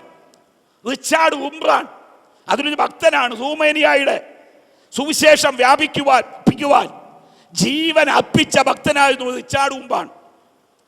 അതുപോലെ തന്നെ ബ്രദർ ആൻഡ്രൂ, കമ്മ്യൂണിസ്റ്റ് രാജ്യങ്ങളിൽ സുവിശേഷം എത്തിക്കാൻ കഴിയാത്ത രാജ്യങ്ങളിൽ അദ്ദേഹം ജീവൻ പണയപ്പെടുത്തിക്കൊണ്ട് സുവിശേഷത്തിന് വ്യാപിപ്പിക്കേണ്ടി അധ്വാനിച്ചു. ഈ ബ്രദർ ആൻഡ്രൂ എഴുതിയ പുസ്തകമാണ്. അതൊക്കെ സൂപ്പർ അഗ്രസീവ് ഇവാഞ്ചലിസം എന്ന് പറയും. ഇനിയും 5-മത്തെ 6-മത്തെ സുവിശേഷീകരണ പ്രക്രിയ എന്ന് പറയുന്നത് ബസിംഗ് ഇവാഞ്ചലിസം, വാഹന സുവിശേഷീകരണം. ബസിംഗ് ഇവാഞ്ചലിസം, ICPF-കാരുടെ ഏഞ്ചലോസ്, അതുപോലെ തന്നെ OM-കാരുടെ ഡ്യൂലോസ് കപ്പൽ, ഇതൊക്കെ ബസിംഗ് ഇവാഞ്ചലിസത്തിന് ദൃഷ്ടാന്തങ്ങളാണ്. യാത്ര ചെയ്ത് ബസ്സുകളിലും വാഹനങ്ങളിലും കപ്പലുകളിലും ഒക്കെ യാത്ര ചെയ്ത് സുവിശേഷം അറിയിക്കുക. 7-മത്തെ സുവിശേഷീകരണ പ്രക്രിയ സൈഡ് ഡോർ ഇവാഞ്ചലിസം എന്ന് പറയും. Side door evangelism, front door ഉണ്ട്, ഇത് സൈഡ് ഡോറാണ്. അതായത് പാർശ്വവാതിൽ സുവിശേഷിക്കാണ്. നേരിട്ട് സുവിശേഷം അറിയിക്കുവാൻ കഴിയാത്ത മേഖലകളുണ്ട്, അത് പാർശ്വവാതിലൂടെ കടന്നു എന്ന് വേണം സുവിശേഷം അറിയിക്കുവാൻ. ദൃഷ്ടാന്തം ആശുപത്രി സന്ദർശനം, ഈ സൈഡ് ഡോർ ഇവാഞ്ചലിസമാണ്. ആശുപത്രി രോഗിയായി കിടക്കുന്ന രോഗിയെ നമ്മൾ കാണുന്നു, പ്രാർത്ഥിക്കുന്നു, അദ്ദേഹവുമായി ബന്ധപ്പെടുന്നു, ആ വീട്ടിൽ കടന്നു ചെല്ലുവാൻ നമുക്കൊരു പ്രവേശനം ലഭിക്കുന്നു. അതുപോലെ തന്നെ അനാഥരെ കാണുന്നു, അവർക്ക് വേണ്ടുന്ന സഹായങ്ങൾ ചെയ്യുന്നു, സുവിശേഷം അറിയിക്കുന്നു. Side door evangelism. ഏത് വിധേനയായാലും, പൗലോസിന്റെ ഭാഷയിൽ പറഞ്ഞാൽ ഏത് വേഷം കെട്ടിയാണെങ്കിലും സുവിശേഷം നമ്മൾ അറിയിക്കണം. സുവിശേഷം അറിയിക്കുന്ന വ്യക്തിക്ക് കഷ്ടതകളുണ്ട്. യേശുവാകുന്ന സുവിശേഷം ആര് പ്രഘോഷിച്ചാലും അവൻ്റെ ജീവിതത്തിൽ കഷ്ടതകളുണ്ടാവും. എന്നാൽ നമ്മിൽ വ്യാപരിക്കുന്ന ആ അത്യന്ത ശക്തി ആ കഷ്ടതകളെ അതിജീവിക്കുവാൻ പര്യാപ്തമാണ്. പൗലോസിന്റെ പ്രസ്താവന നമ്മുടെ മനസ്സിൽ വരുന്നല്ലോ. 2 കൊരിന്ത്യർ 4-ാം അധ്യായം 7, 8, 9 വാക്യങ്ങൾ. എങ്കിലും ഈ അത്യന്ത ശക്തി, 2 കൊരിന്ത്യർ 4-ാം അധ്യായം 7, 8, 9 വാക്യങ്ങൾ. എങ്കിലും ഈ അത്യന്ത ശക്തി ഞങ്ങളുടെ സ്വന്തം എന്നല്ല, ദൈവത്തിന്റെ ദാനമത്രേ എന്ന് വരേണ്ടതിന് ഈ നിക്ഷേപം ഞങ്ങൾക്ക് മൺപാത്രങ്ങളിലാകുന്നു ഉള്ളത്. ഞങ്ങൾ സകല വിധത്തിലും കഷ്ടം സഹിക്കുന്നു, എങ്കിലും ഇടുങ്ങിയിരിക്കുന്നില്ല. അപ്പോൾ ഈ കഷ്ടതയുടെ മധ്യത്തിൽ ഇടുക്കം വരാത്തതിന്റെ കാരണം പൗലോസിന്മേൽ പകർന്ന അത്യന്ത ശക്തിയാണ്. സുവിശേഷം അറിയിക്കുന്ന ഭക്തന്റെ ജീവിതത്തിൽ കഷ്ടതകളുണ്ട്, എങ്കിലും ആ കഷ്ടതകളെ അതിജീവിക്കാൻ ദൈവം നമ്മളിൽ പകർന്ന പരിശുദ്ധാത്മാവിന്റെ അത്യന്ത ശക്തിയുണ്ട്. ആ ശക്തി കൊണ്ട് മാത്രമേ സുവിശേഷത്തെ ഘോഷിക്കുമ്പോൾ വെളിപ്പെട്ടു വരുന്ന കഷ്ടതകളെ അതിജീവിപ്പാൻ കഴിയത്തുള്ളൂ. ദൈവത്തിനെ മഹത്വം. പൗലോസ് മറ്റൊരിടത്തെ പറയുന്നുണ്ട്, ഞങ്ങളുടെ ശരീരത്തിൽ മരണം, അതുപോലെ തന്നെ നിങ്ങളുടെ ശരീരത്തിൽ ജീവൻ. അപ്പൊ ഞങ്ങൾ മരിക്കുമ്പോൾ നിങ്ങൾ ജീവിപ്പിക്കപ്പെടുന്നു. ഈ വാക്യത്തിന് മനോഹരമായൊരു വ്യാഖ്യാനം ഒരാൾ കൊടുത്താൽ ഞാനിപ്പോൾ ഓർക്കുന്നു. ബില്ലി ഗ്രഹാം ക്രൂസേഡിലെ ശക്തനായ ഒരു സുവിശേഷ പ്രഘോഷകനായിരുന്നു അക്ബഹക്ക്. അദ്ദേഹം ട്രിവാൻഡ്രത്ത് വന്ന് പ്രസംഗിച്ചിട്ടുണ്ട്. ഞാൻ അദ്ദേഹത്തിൻ്റെ പ്രസംഗം വർഷങ്ങൾക്ക് മുമ്പ് കേട്ടിട്ടുണ്ട്. ബില്ലി ഗ്രഹാം ക്രൂസേഡിലെ ശക്തനായ സുവിശേഷകനാണ് ഈ അക്ബഹക്ക്. അദ്ദേഹം ഈ വാക്യത്തിന് കൊടുത്തൊരു വ്യാഖ്യാനമുണ്ട്. ഞങ്ങൾ മരിക്കുന്നു, നിങ്ങൾ ജീവിക്കുന്നു. ഞങ്ങൾ ഉപവസിച്ച് ദൈവസന്നിധിയിൽ ഇരിക്കുമ്പോൾ ഞങ്ങൾ ക്രിസ്തുവിൻ്റെ മരണം ഞങ്ങളുടെ ശരീരത്തിൽ അനുഭവിക്കുക. എന്നാൽ സുവിശേഷം പ്രസംഗിക്കുവാൻ ഞങ്ങൾ എഴുന്നേറ്റ് നിൽക്കുമ്പോൾ ഞങ്ങളിൽ വ്യാപരിക്കുന്നത് അവൻ്റെ ഉയർപ്പിൻ്റെ ശക്തിയാണ്. അവൻ്റെ മരണത്തിൻ്റെ വേദ ഞങ്ങളുടെ ഉപവാസ പ്രാർത്ഥനയിൽ ഞങ്ങൾ അനുഭവിക്കുന്നു. പുനരുദ്ധാനത്തിന്റെ ശക്തി ദൈവവചന ഘോഷണത്തിൽ ഞങ്ങൾ അനുഭവിച്ചറിയുന്നു. ഒരു നല്ല വ്യാഖ്യാനമായിട്ട് എനിക്ക് തോന്നി. ഞാൻ മടങ്ങി വരുന്നു. പൗലോസ് തിമത്യോസിനോട് പറയുന്നു, നീ കഷ്ടം സഹിക്കണം. എങ്ങനെയുള്ള കഷ്ടം? സുവിശേഷകന്റെ കഷ്ടം. ദൈവദാസന്മാരെ, ദൈവമക്കളെ, നാം സുവിശേഷത്തിന് വേണ്ടി നിൽക്കുന്നവരാണ്, സുവിശേഷം ഘോഷിക്കുന്നവരാണ്. അതുമൂലം ഉണ്ടാകുന്നതായ നിന്ദകളും അപമാനങ്ങളും ശാരീരികവും മാനസികവുമായത് നമ്മളിൽ പലരും അനുഭവിച്ചിട്ടുണ്ട്. പക്ഷേ ഈ കഷ്ടത മറക്കുവാൻ, ഈ കഷ്ടതയെ അതിജീവിക്കുവാൻ കർത്താവ് നമ്മളിൽ പകർന്ന അത്യന്ത ശക്തിയുണ്ട്. തിമത്യോസിന്റെ 2-ാം ലേഖനത്തിൽ പൗലോസ് പറയുന്ന ഒരു വിശ്വാസി അനുഭവിക്കേണ്ടതായ 2-ാമത്തെ കഷ്ടം, 2-ാം അധ്യായം 3-ാം വാക്യം. ക്രിസ്തുവേശുവിന്റെ നല്ല ഭടനായി, ക്രിസ്തുവേശുവിന്റെ നല്ല ഭടനായി നീയും എന്നോടുകൂടെ കഷ്ടം സഹിക്കാം. നീയും എന്നോടുകൂടെ കഷ്ടം സഹിക്കാം. ഒരു സുവിശേഷകന്റെ കഷ്ടം, 2 ഒരു പടയാളിയുടെ കഷ്ടം. ഈ 2 തിമോഥെയോസ് 2-ാം അധ്യായത്തിന് വേദപണ്ഡിതന്മാർ കൊടുത്തിരിക്കുന്ന പേര് തന്നെ seven fold callings of A Christian. ഒരു ക്രിസ്ത്യാനിയുടെ 7 വിധത്തിലുള്ള വിളികൾ. അതാണ് ഈ അധ്യായത്തിലെ പ്രതിപാദ്യ വിഷയം. Seven fold callings of A Christian. ഒരു ക്രിസ്ത്യാനിയെ 7 വിധത്തിലാണ് നമ്മുടെ കർത്താവ് വിളിച്ചിരിക്കുന്നത്. ഏതൊക്കെയാണെന്ന് മാത്രം ഒന്ന് ചൂണ്ടിക്കാണിച്ചിട്ട് എൻ്റെ വിഷയത്തിലേക്ക് മടങ്ങി വന്നേക്കാം. 1-ാം വാക്യം. എൻ്റെ മകനെ, മകൻ, അതാണ് 1-ാമത്തെ വിളി. My son. നമ്മളെ ആദ്യമായിട്ട് വിളിച്ചത് മക്കളായിട്ടാണ്. അവനെ കൈക്കൊണ്ട് അവന്റെ നാമത്തിൽ വിശ്വസിക്കുന്ന ഏവർക്കും ദൈവമക്കളാകുവാൻ അവൻ അധികാരം കൊടുത്തു. മകൻ, മകളെന്നുള്ള നിലയിലാണ് കർത്താവ് നമ്മളെ വിളിച്ചിരിക്കുന്നത്. 2-ാമത്തെ വിളി, അതാ നമ്മൾ നേരത്തെ വായിച്ചത് 3-ാം വാക്യം. ക്രിസ്തുവേശുവിന്റെ നല്ല ഭടനായി. മതി. സോൾജർ, ഭടൻ. ഒരു മകൻ വളർന്നു കഴിഞ്ഞാൽ അവൻ ക്രിസ്തുവിന്റെ സൈന്യത്തിലെ പടയാളിയാകും, അല്ലെങ്കിൽ ആകണം. മകൻ എന്നും മകൻ എന്നുള്ള നില നിൽക്കുകയല്ല, ഈ മകൻ വളരണം. അവൻ അവന്റെ പടക്കളത്തിലെ പടയാളിയായി തീരാണ്. Good soldier. ഇനി മൂന്നാമത്തെ വിളി, അതിന്റെ 5-ാം വാക്യം. ഒരുത്തൻ മല്ലുകെട്ടിയാലും മല്ലുകെട്ടുന്നവൻ ചട്ടപ്രകാരം പോരായിൽ മതി, കിരീടം പ്രാപിക്കയില്ല. മല്ലുകെട്ടുന്നവൻ, one who striveth for mastery.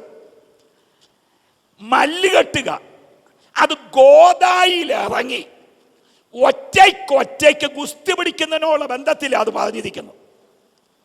പടക്കളത്തിൽ സൈന്യത്തോടൊപ്പം ചേർന്ന് ഒന്നിച്ചുള്ള യുദ്ധമല്ല, ഒറ്റയ്ക്കുള്ള യുദ്ധമാണ്. ഗോലിയാത്ത് പറയുന്നു, ഞങ്ങളുടെ ഭാഗത്ത് ഞാൻ, നിങ്ങളുടെ ഭാഗത്തുനിന്ന് ഒരാളെ തിരഞ്ഞെടുക്കുക, ഞങ്ങൾ ഒറ്റയ്ക്ക് യുദ്ധം ചെയ്യാം. ഈ അർത്ഥത്തിൽ വേണം ഈ വാക്ക് കാണാൻ. അപ്പോൾ ഒന്നിച്ച് നമ്മോടൊപ്പം യുദ്ധം ചെയ്യാൻ അനേകത് കാണും. പക്ഷേ ഒറ്റയ്ക്ക് പടക്കളത്തിൽ നിൽക്കേണ്ട അനുഭവങ്ങൾ ഭക്തന്റെ ജീവിതത്തിൽ ഉണ്ടാവും. സമയമുണ്ടെങ്കിൽ ഞാൻ പറയാൻ ഇരുന്നതാണ്. ദാവീദ് രാജാവ് മരിക്കാൻ തുടങ്ങുമ്പോൾ തൻ്റെ കൂടെ ഉണ്ടായിരുന്ന പടയാളികളെ ബഹുമാനിക്കുന്ന അധ്യായമാണ് 2 ശമൂവേലിന്റെ പുസ്തകം 23-ാം അധ്യായം. തന്നോടൊപ്പം ആരെല്ലാം നിന്നു അവരെ ഒന്നും നല്ല ദാവീദ് മറന്നു കളഞ്ഞില്ല. അതിൻ്റെ അകത്തൊരു ശമ്മയെ പറ്റി എഴുതിയിട്ടുണ്ട്. അവനൊരു ചെറുപാത ഉള്ള ഒരു തോട്ടം, അവൻ ആ തോട്ടത്തിൽ ഇരിക്കുമ്പോൾ ഫെലിസ്ത്യർ വന്നു ഈ തോട്ടം പിടിച്ചെടുക്കാൻ. അവിടെ എഴുതിയിരിക്കുന്നത് അവൻ ഒറ്റയ്ക്ക് ആ തോട്ടത്തിന്റെ നടുവിൽ നിന്നുകൊണ്ട് ഫെലിസ്ത്യരെ ഓടിപ്പിച്ചെന്ന്. ഇതാണ് മല്ലുകെട്ടുക എന്ന് പറഞ്ഞാൽ. ഒറ്റയ്ക്ക് നിന്ന് പടപൊരുതേണ്ട സ്ഥാനത്ത് ഒറ്റയ്ക്ക് നിന്ന് പടപൊരുതുക. അധ്യായത്തിൽ ഒരു എലിയാസാദിനെ ദാവീദ് മറന്നു കളഞ്ഞില്ല. അത് വായിക്കുമ്പോൾ പലപ്പോഴും എൻ്റെ ഉള്ളങ്ങ് ഞരങ്ങിപ്പോയിട്ടുണ്ട്. ആ വാക്കുകൾ, വാള് കൈയോട് പറ്റിച്ചേരുന്നിടം വരെ ദാവീദിനോടുകൂടെ നിന്ന് അവൻ പടവെട്ടിയെന്ന്. എങ്ങനെ വാള് കൈയോട് പറ്റുക? വെട്ടി വരുമ്പോൾ കൈ അങ്ങോട്ട് പെരുക്കും.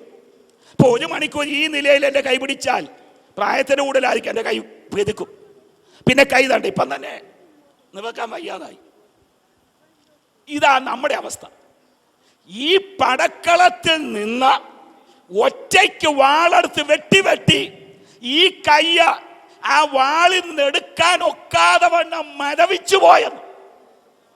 പക്ഷെ വെട്ട് നിർത്തിയില്ല, മുമ്പോട്ട് വീണ് പട്ടുപോകിയല്ലാതെ ആ ഭക്തൻ പിന്തിരിഞ്ഞില്ല. ആ എലിയാസാദിനെ നല്ല ദാവീദ് മറന്നു കളഞ്ഞില്ല. അബീശായിയെ ശ്ലാഘിക്കുന്നുണ്ട്. അതുപോലെ തന്നെ പല ഭക്തന്മാരെയും ആ അധ്യായത്തിൽ നല്ല ദാവീദ് പുകഴ്ത്തുന്നുണ്ട്. അങ്ങനെയെങ്കിൽ നാം അക്കരെ നാട്ടിൽ ചെല്ലുമ്പോൾ നമ്മുടെ നല്ല രാജാവ് ഇന്ന് അവന് വേണ്ടി യുദ്ധം ചെയ്യുന്ന, നമ്മെ ബഹുമാനിക്കുന്ന ഒരു സൂര്യന് മുമ്പിലുണ്ട്. ഈ പടക്കളത്തിൽ പ്രാണൻ പോകുന്നിടം വരെ നമുക്ക് പടപൊരുതാം. പുറകോട്ട് പോകുവാൻ നമുക്ക് അനുവാദമില്ല. മുമ്പോട്ട് വീഴുക മാത്രമേ നമ്മുടെ മുമ്പിലുള്ളൂ. സ്തോത്രം, രക്തം ജയം. അപ്പോൾ 3-ാമത്തെ വിളി മല്ലുകെട്ടുന്നവൻ. 4-ാമത്തെ വിളി 6-ാം വാക്യം, അധ്വാനിക്കുന്ന കൃഷിക്കാരൻ. അപ്പൊ നമ്മളെ കൃഷിക്കാരായിട്ട് ദൈവം വിളിച്ചിരിക്കുന്നു. ഹസ്ബൻഡ്മാൻ എന്ന ഇംഗ്ലീഷ് എഴുതിയിരിക്കുന്നത്. കൃഷിക്കാരായിട്ട് വിളിച്ചിരിക്കുന്നു. തോട്ടത്തിൽ വിവിധങ്ങളായ വേലകളും, ചിലത് കളയ്ക്കുന്നു, ചിലത് ഉഴുന്നു, മറ്റു വിത്ത് വിതയ്ക്കുന്നു, വേറെ ചിലത് വെള്ളം ഒഴിക്കുന്നു, വളമിടുന്നു, കളമാറ്റുന്നു, ഒടുവിൽ ചിലത് കൊയ്യാനിറങ്ങുന്നു. വിവിധങ്ങളായ വേലകളാണ് ഈ വയലിലുള്ളത്. എന്നാൽ എല്ലാവരും സന്തോഷിക്കുന്ന ഒരു ദിവസമുണ്ട്, അത് കൊയ്ത്ത് ദിവസമാണ്. ഇപ്പൊ വിവിധങ്ങളായ ശുശ്രൂഷകൾ കർത്താവിൻ്റെ ഈ വയലിൽ നമ്മൾ ചെയ്യുമ്പോൾ ഒരു കൊയ്ത്ത് ദിവസം നമ്മുടെ മുമ്പിലുണ്ട്.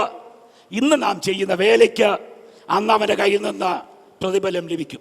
ഇനി 5-ാമത്തെ വിളി, അതിൻ്റെ 15-ാം വാക്യം, സത്യവചനത്തെ യഥാർത്ഥമായി പ്രസംഗിച്ചുകൊണ്ട് ലജ്ജിപ്പാൻ സംഗതിയില്ലാത്ത വേലക്കാരൻ. വേലക്കാരൻ. അതാണ് 5ാമത്തെ വിളി. അവിടെ വേലക്കാരൻ എന്ന് പറയുന്നത് ഈ വയലിൽ വേല ചെയ്യുന്നവനല്ല, അടിമയുടെ കാര്യമോ ദാസന്റെ കാര്യമോ അല്ല, ബുദ്ധിപൂർവം വേല ചെയ്യുന്നവന്റെ കാര്യം. ഉദാഹരണമായി ഗോൾഡ് സ്മിത്ത്, സ്വർണ്ണത്തിൽ വേല ചെയ്യുന്നവൻ. അതുപോലെ തന്നെ ആശാരി. ഇതെല്ലാവർക്കും ചെയ്യാൻ ഇപ്പം കളയ്ക്കാൻ വേണമെങ്കിൽ നമുക്ക് വേണമെങ്കിൽ കുറച്ച് കളയ്ക്കുന്നതിൻ്റെ അത് ബുദ്ധിമുട്ടൊന്നുമില്ല. ആ വേലയല്ല ഇവിടെ പറഞ്ഞിരിക്കുന്നത്. ബുദ്ധി ഉപദേശിച്ച് ചെയ്യേണ്ടതായ ചില വേലയുണ്ട്. സ്വർണ്ണത്തിൽ വേല ചെയ്യാൻ നമുക്കൊക്കത്തില്ല, അതിന് കഴിവും പരിശീലനവും വേണം. ആശാരിപ്പണി അതല്ലാതെ കൊണ്ട് ഒക്കത്തില്ല. ആ വേലക്കാരന്റെ കാര്യം ഈ പറഞ്ഞിരിക്കുന്നു.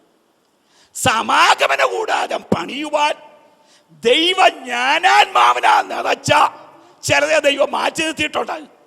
അവരെ ഈ വേല ഏൽപ്പിക്കണമെന്ന് ദൈവം മോശയോട് പറഞ്ഞു. അതാണ് വേലക്കാരൻ.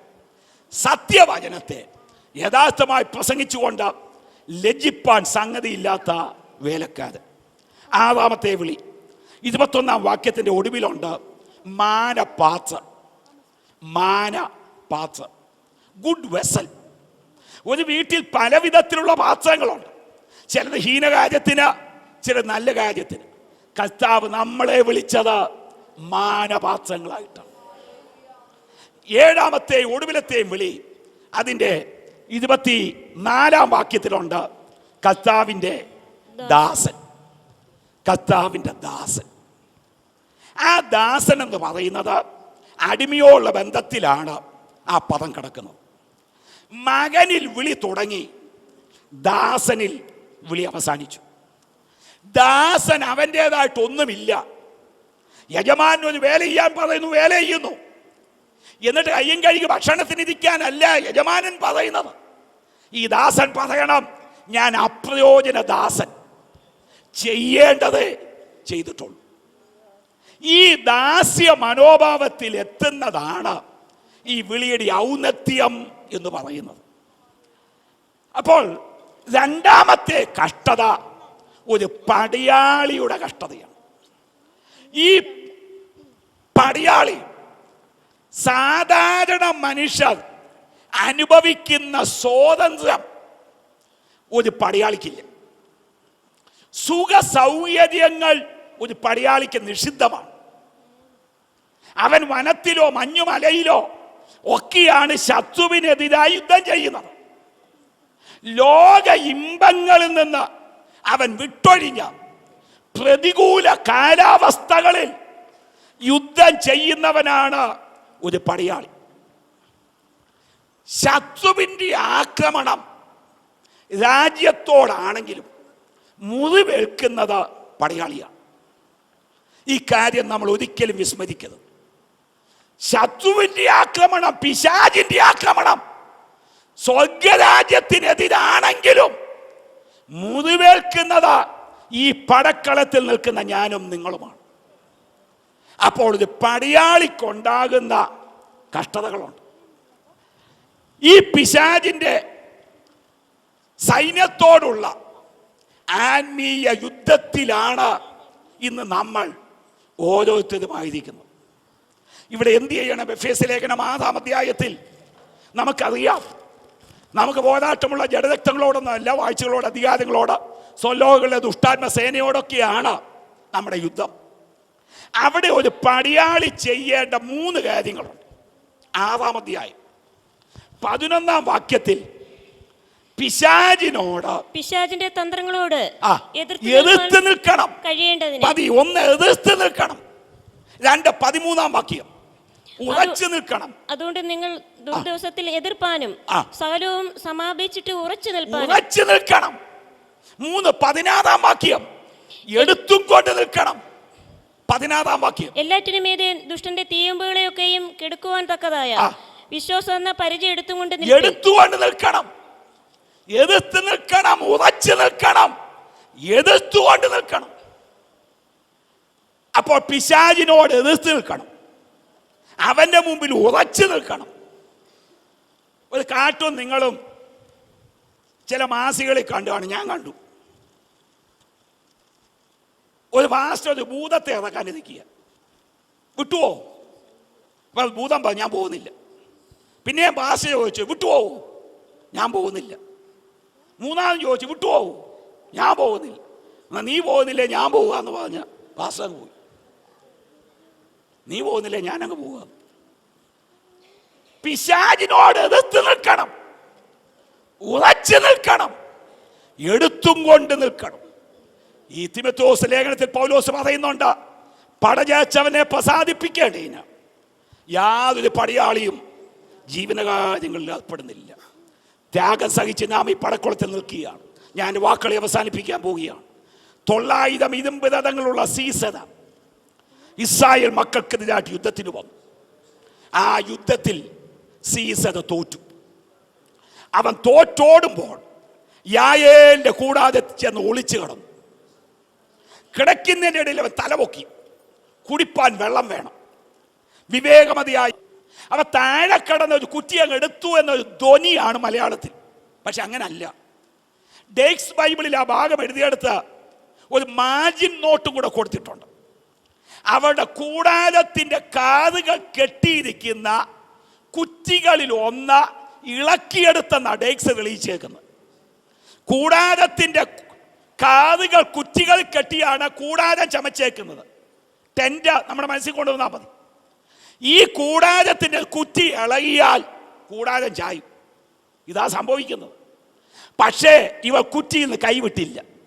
എൻ്റെ കൂടാരം ചാഞ്ഞാലും വേണ്ടില്ല, ഇന്ന് ശത്രു എൻ്റെ കൂടാരത്തിൽ പട്ടു വീഴും.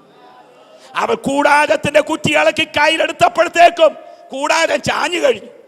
അവളത് വകവയ്ക്കാതെ ആ കുറ്റി കയ്യിലെടുത്ത് ചുറ്റിക കയ്യിലെടുത്ത് സീസയുടെ ചെന്നിക്ക് വെച്ച ആഞ്ഞടിച്ചപ്പോൾ ആ കുറ്റി തല തുളച്ച നില തുളച്ചിതെന്നാ വായിക്കുന്നത്. അതിനുവേണ്ടി അവൾക്ക് കൊടുക്കേണ്ടി വന്ന വില വലുതായി. എന്നാൽ ആ യായേലിനെ ന്യായാധിപന്മാരുടെ പുസ്തകം 5-ാം അധ്യായത്തിൽ ദബോര പാടുന്ന പാട്ടിൽ ദബോര മറന്നു കളഞ്ഞില്ല. ആ യായേലിനെ ദൈവം ശ്ലാഘിക്കുന്നെങ്കിൽ നമ്മളെ യുദ്ധക്കളത്തിലാണ്. നമ്മുടെ ആ കംഫർട്ട് സോണൊക്കെ പലപ്പോഴും നഷ്ടപ്പെടുന്നുണ്ട്. സുഖ സൗകര്യങ്ങൾ നഷ്ടപ്പെടുന്നുണ്ട്. ഈ 3-4 ദിവസം ഭവനത്തിൽ നിന്ന് മാറി ഇവിടെ വന്ന കഷ്ടം സഹിച്ച കർത്താവിന്റെ കാൽക്കലിരിക്കുമ്പോൾ നമ്മൾ യുദ്ധക്കളത്തിലാണ്. ഇവിടെ ആത്യന്തികമായ ജയം ദൈവജനത്തിനുള്ളതാണ്. ഇരുമ്പ് രഥങ്ങളെ തകർക്കാൻ കഴിയുന്ന ഒരുവൻ നമ്മുടെ മധ്യേ വ്യാപിക്കുന്നുണ്ട്. നമുക്ക് സ്വസ്ഥാനങ്ങൾ എഴുന്നേൽക്കാം. ഗായക സംഘവും മുമ്പോട്ട് കടന്നു വന്ന് നമുക്ക് പ്രത്യാശയോടുകൂടി പാട്ടുപാടി നമുക്ക് ദൈവത്തെ സ്തുതിക്കാം. ദൈവസഭയെ ദൈവജനത്തെ മുടിക്കുന്നതായ ക്ലേശിപ്പിക്കുന്ന സീസരുടെ ശക്തികൾ ചൂടാലാവ ശമ്പാലാവ വൈമനാവ വൈശലച്ച എല്ലാവർക്കും സ്വസ്ഥാനങ്ങൾ എഴുന്നേൽക്കാം. ദൈവസഭയ്ക്കെതിരായി പൊരുതുന്ന രഥശക്തികൾ സീസരുടെ ശക്തികൾ തകരപ്പെടണം. അതിനുവേണ്ടി എന്ത് ഘട്ടം സഹിച്ചാലും എന്ത് ത്യാഗം സഹിച്ചാലും തയ്യാറായി നമുക്കതിനു വേണ്ടി നിൽക്കാം. തിമോഥെയോസിന്റെ 2-ാം ലേഖനത്തിൽ ദൈവമക്കളുടെ മുമ്പിൽ വെളിപ്പെട്ടു വരുന്ന 2 കഷ്ടതകൾ കൂടിയുണ്ട്. മറ്റൊരവസരത്തിൽ നമുക്കത് ചിന്തിക്കാം. പോലെ നാം പറന്നിടുമേ പ്രാണപ്രിയൻ വരവിൽ. പോലെ നാം പറന്നിടുമേ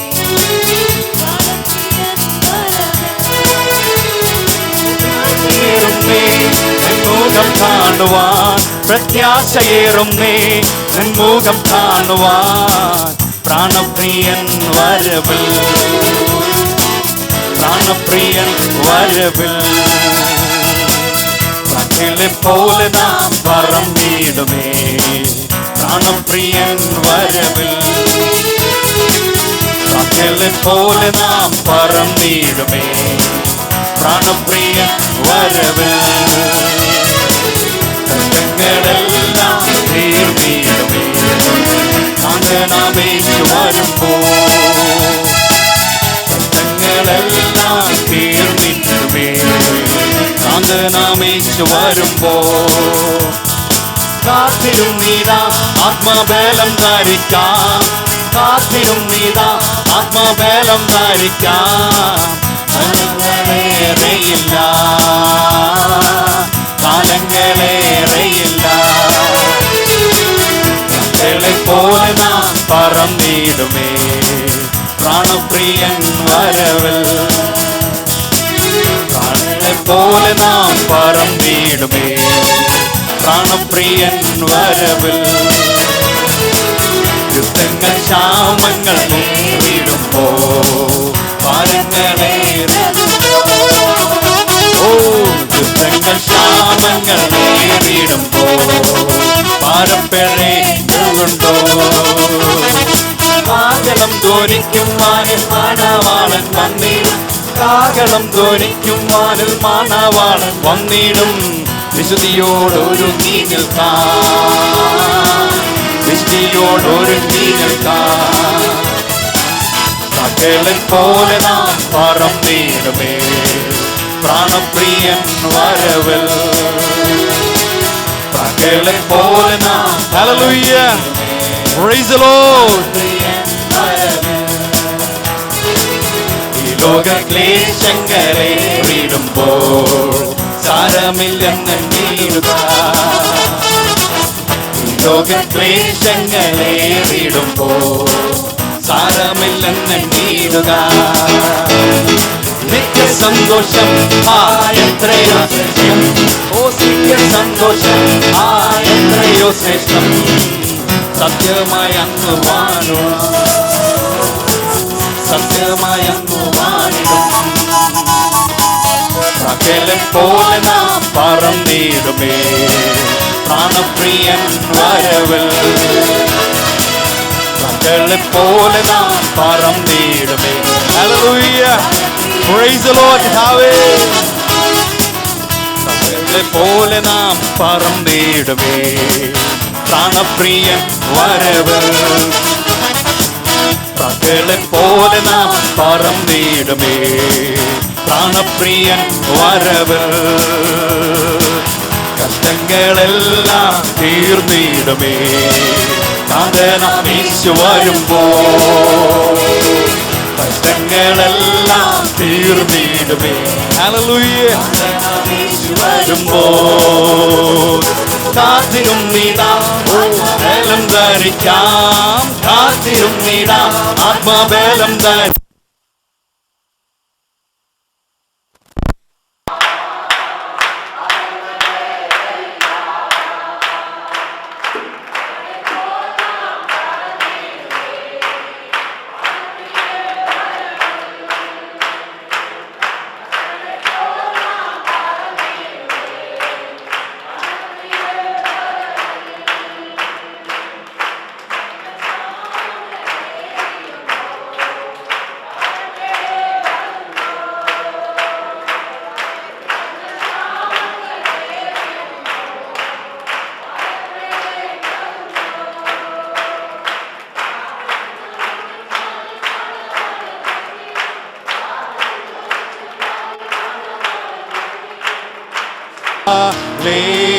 Hallelujah.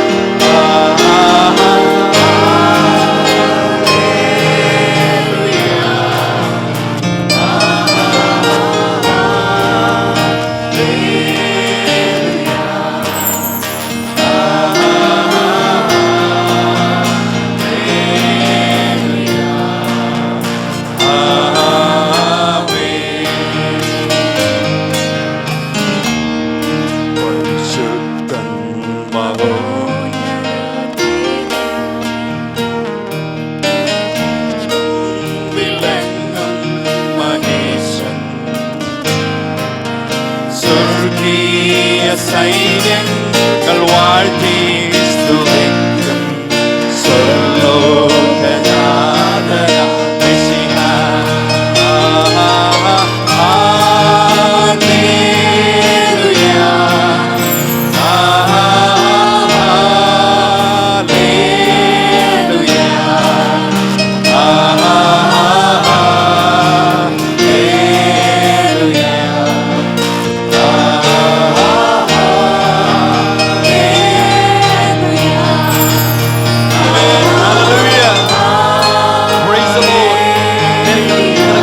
സ്വർഗത്തിലേക്ക് ഉയർത്തി. Hallelujah. Praise the Lord. Hallelujah.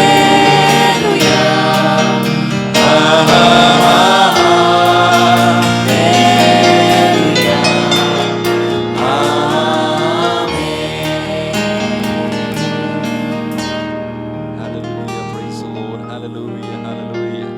Ave, അങ്ങനെ സ്തുതിക്കുന്നു, സ്തുതിക്കുന്നു, സ്തുതിക്കുന്നു. Ave. Praise the Lord. Praise the Lord. Hallelujah. പിന്നെ പ്രാർത്ഥിക്കാമല്ലോ. Hallelujah. മഹാപരിശുദ്ധനായ ദൈവമേ, സ്വർഗ്ഗീയ പിതാവേ, കർത്താവേ, നീ ഞങ്ങളെ അനുഗ്രഹിച്ച ദൈവമാണ് കർത്താവേ. കർത്താവേ, പ്രൈസ് ദി ലോർഡ്. കഴിഞ്ഞ ദിവസങ്ങളിൽ കർത്താവേ, പ്രൈസ് ദി ലോർഡ്, നിന്റെ സന്നിധിയിൽ കർത്താവേ ഞങ്ങൾക്ക് ഇരിക്കുവാൻ, കർത്താവേ നിന്റെ വചനങ്ങൾ കേൾക്കുവാൻ, കർത്താവേ, പ്രൈസ് ദി ലോർഡ്, നീ ഞങ്ങളെ ശക്തിപ്പെടുത്തിയ ദൈവം കർത്താവേ. അല്പസമയം കർത്താവ് നിന്റെ വചനമായിട്ട് കർത്താവ് ഞങ്ങൾ ഇരിക്കുമ്പോൾ ഏറിയ ബലത്തോടെ ഏറിയ ശക്തിയോടെ ആയിരിക്കാനുള്ള കൃപ കർത്താവ് നീ തരണമെന്ന് പ്രാർത്ഥിക്കുന്നു. എൻ്റെ ദേവദാസനെ നിന്നെ അനുഗ്രഹിക്കുവാണമേ. ദൈവത്തിൻ്റെ കർത്താവേ, ഒരു കരം കർത്താവ് നിന്റെ മാൽമേൽ പാരണമെന്ന് പ്രാർത്ഥിക്കുന്നു. ദൈവത്തിൻ്റെ പ്രത്യേകമായ സാന്നിധ്യം കർത്താവെ ഇവിടെ കാണുവാൻ ദൈവമേ നീ ഇടയാക്കി തീർക്കുവാണെന്ന് പ്രാർത്ഥിക്കുന്നു. കർത്താവ് നീ എല്ലാം ചെയ്യുന്ന ദൈവമാകി ആദ്യത്തെ സ്തുതിക്കുന്നു കർത്താവെ. എല്ലാം മനോമോത്വം അർപ്പിക്കുന്നു. യേശുവിനെ അപേക്ഷിക്കുന്നു. കൃപയോട് കേൾക്കണമേ പിതാവേ.